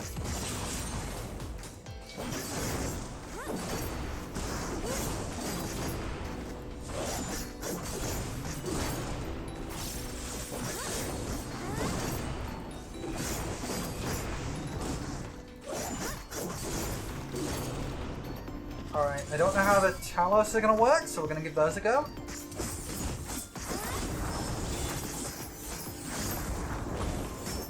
Oh, heck. That's a lot of stuff. Thank you for the follow! Right, no, I do know you. I've seen you before. You do a lot of damage. You hit hard. Gotta go, good luck on the rest? Thank you. I will do my best. And thank you for the follow. You're an accomplice to my crimes now. Congratulations. Have a good rest of your day. Thanks for hanging around for so long. I'm gonna back off when you do accelerate and then go forwards. You do a second hit. These are kill targets. These are fine. They do a lot of damage, but they are definitely kill targets. Okay, we have proc. You know what I should do? I should intuition. Use a cursed horde. It's right here. Hi. All right, kill target. Let's go.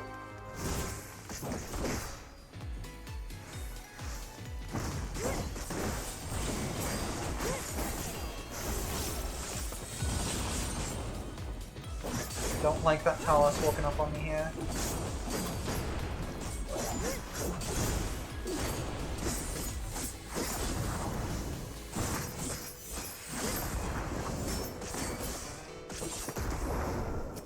That's great. Go like that. Use one of those.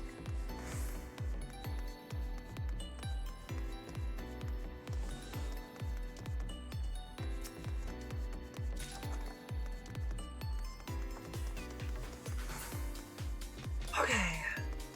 Help, I'm stuck in a pile of tombstone debt. Oh no! You are fine, I think. Yeah, you're fine. You're fine, Miguel.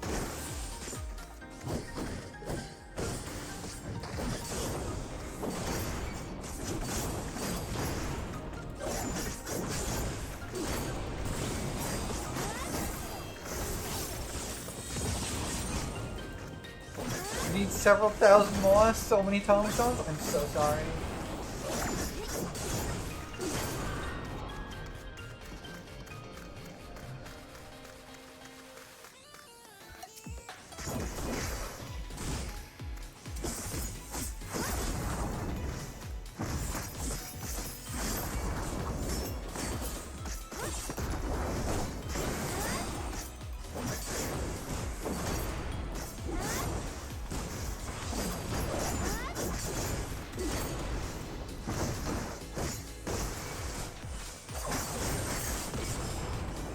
Nope, this is bad, this is bad, this is bad.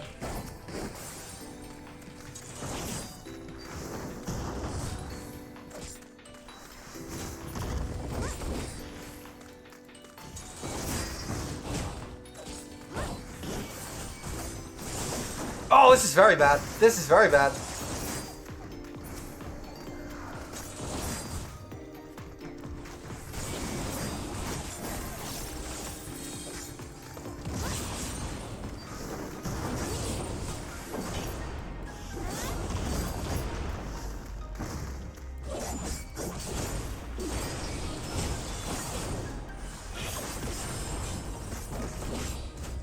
This is very spicy! I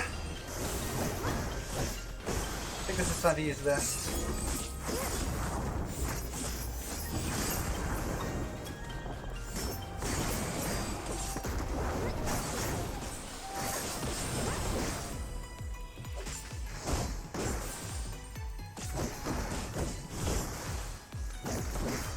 Hi, Taki! Good girl, TM! Whoa. Whoa. Welcome in.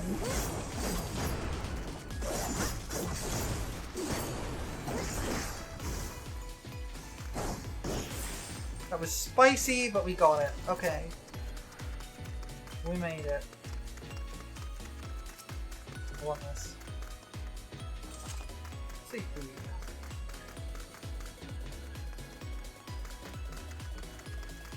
Lizard. The lizards, I believe, are kill targets. But, not here.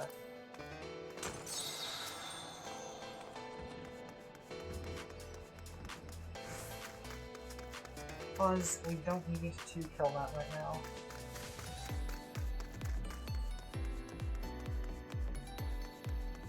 We are behind schedule a little bit, which is worrying. I still haven't found that pylon passage. It's not here. It's gotta be down there.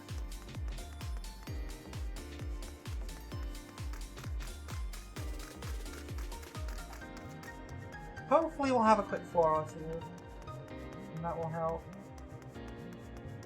Wanna avoid the gnome?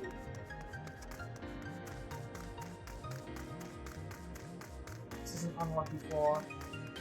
It's not active yet, which means we've got to kill this thing, and there's almost certainly a chameleon in here.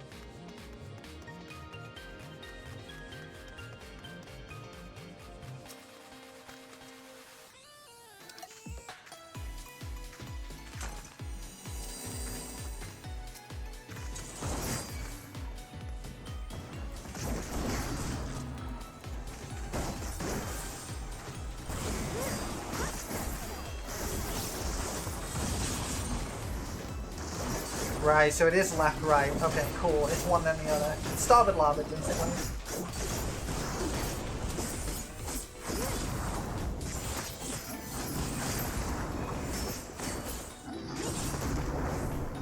That wasn't enough.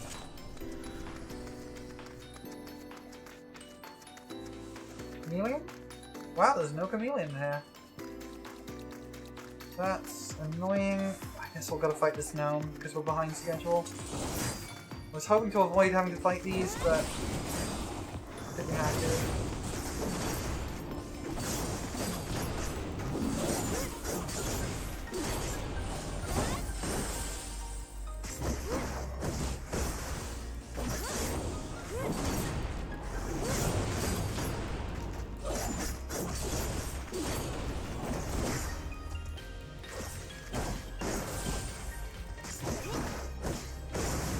Don't cast often, but when they do, they hit really hard. Getting jump scanned by it. There it is! Okay, we're good.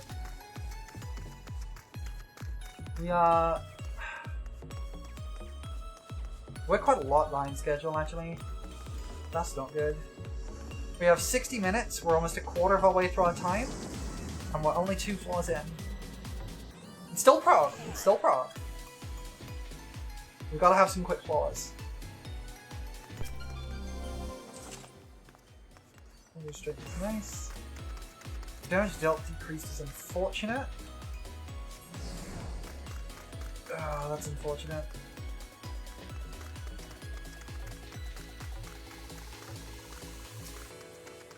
This is worth it because it could end this war now. Okay, we're gonna use the maze route. That's actually fine because maze route will getting a maze route there is really good because maze route can massively improve the floor. This is already a quick floor. First of all, maze route automatically activates the pylons, so we don't have to kill anything on these floors. Secondly, maze route reveals the entire map. Thirdly, maze route does this.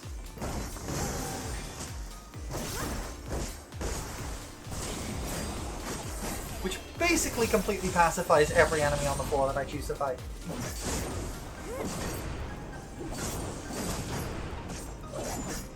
This is why maze route is the best of the set.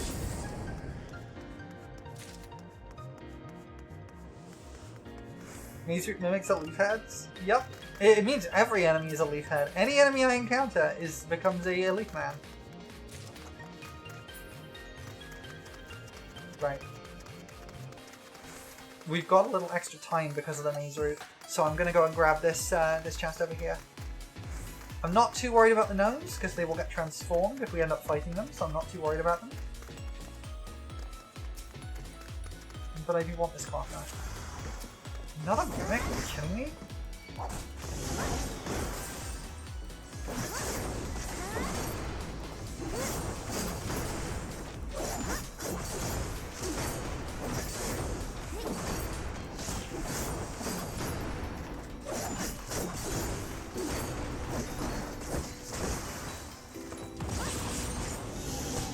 Just trying to kill it as quickly as I can. There we go. Okay.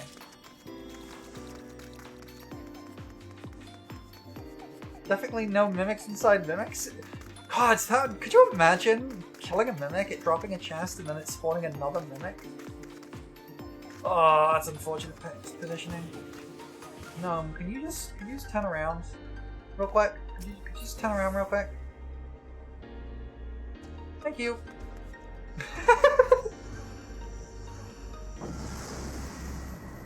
Wait, it has?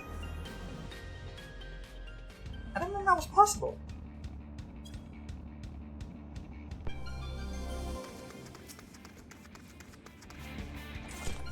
Okay, Ongo watching is great. Okay, so the enemies are stronger here. That's a new enemy. One of the deep dungeons. Okay, new enemy, we're trying it out. What does this do? Big AoE. Nice and simple.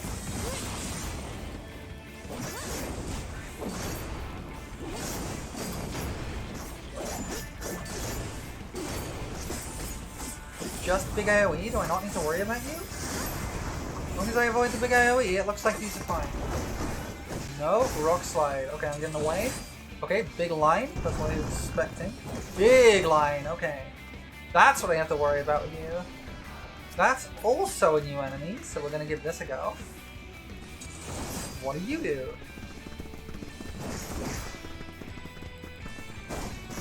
Hailfire. Big line. Okay. Insta-kill. Okay. Good to know. That's why I wanted a raising. At least now we know.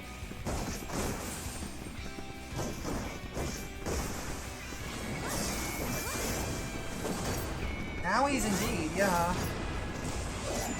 But it looks like that might be your only trick.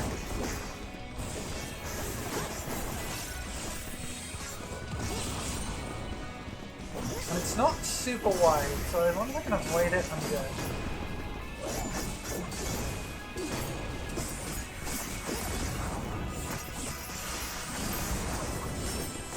Nope, not your only trick. Okay.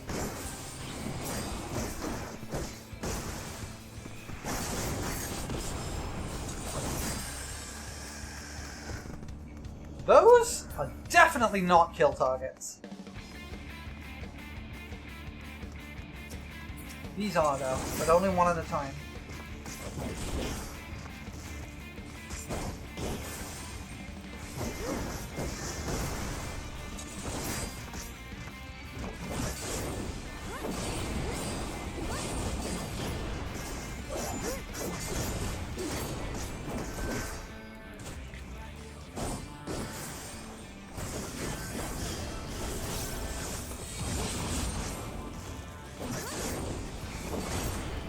Yeah, that was basically why I wanted to raise Pomander of Raising.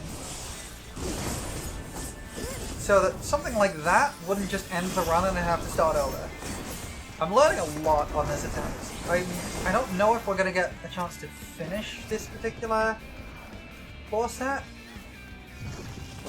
We are going to try.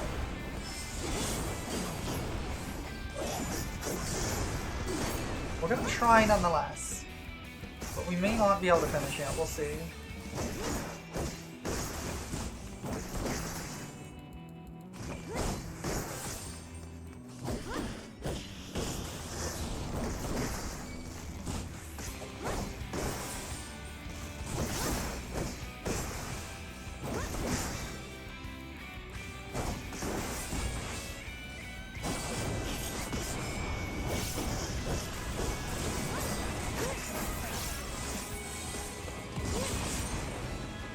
Oh, that is a big cross alien.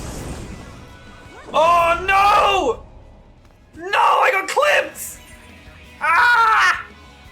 Well, we made prog. Ah, dang it, I got clipped by it. And then it hit me with an auto attack right after.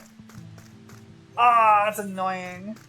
Well, we made it. We did a lot of prog there, actually. I'm happy with that prog. Lala is dead. Long live the Lala. Yeah. I like that hat. I might get that hat. I'm gonna grab the Frameless kit just in case. I'm gonna grab the Frameless kit because why not? I don't know what's in that, but we'll take a look. We'll take a look at what's in the Frameless kit. Why not? That would be in my adventure plate, wouldn't it?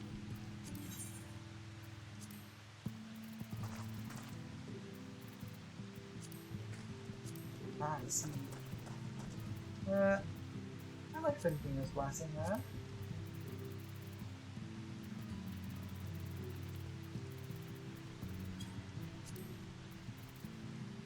Get more from this? I don't think so.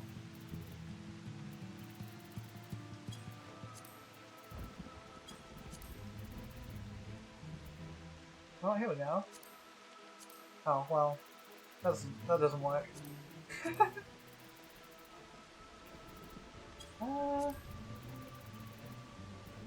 Anything here? A lot of minions, I guess. A lot of minions. Is my fail in there? It is. That might be worth having.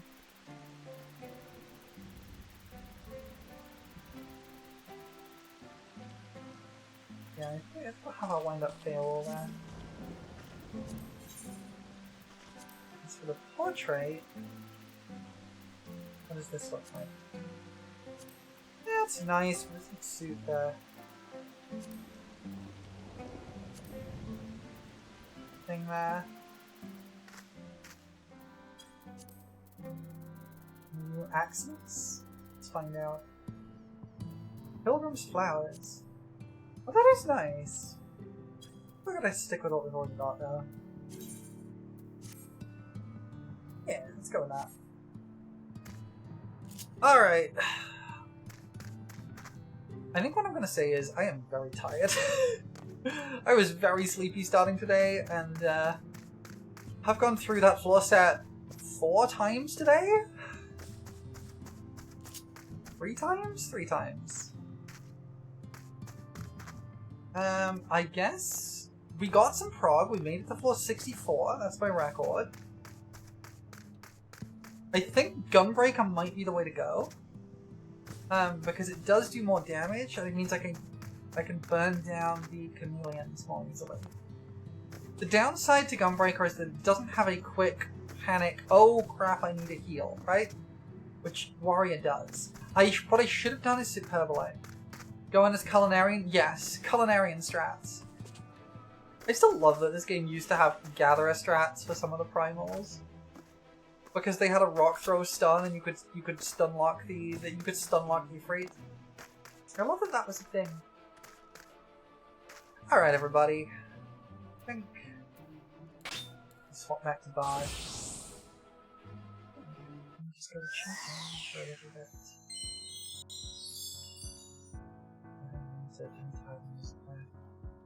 That's not relevant anymore. Alright everybody! I think what we're going to do is find a lovely, lovely person to raid into, so let me see what we have.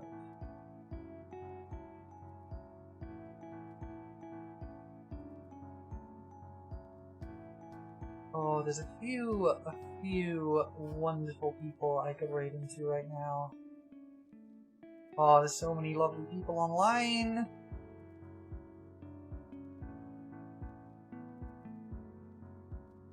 Tell you what. Let's raid into a bunch of my friends are playing a silly little dungeon crawling game, which seems apt for the fact that we've just been crawling a deep dungeon. So let's go and say hello to Noelle.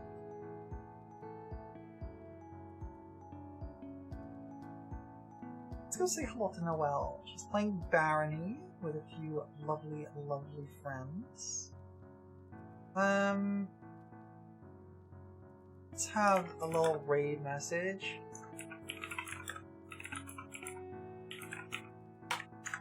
Picking chameleons. Alright. If you're subscribed, you can use the bottom one. If you are not, you can use the top one. I'll see you later then. Yay, pets! Gotta head out. No worries! Thanks for being here, and I appreciate the pets. Please be nice. Please do post the raid message because it does help the metrics. Helps Twitch the numbers. And enjoy some lovely people playing Barony. It's probably going to be a little chaotic and pretty fun. And I will see you all tomorrow. I'm playing A Hat in Time with another lovely friendo. So that should be a lot of fun. I'm doing some online multiplayer.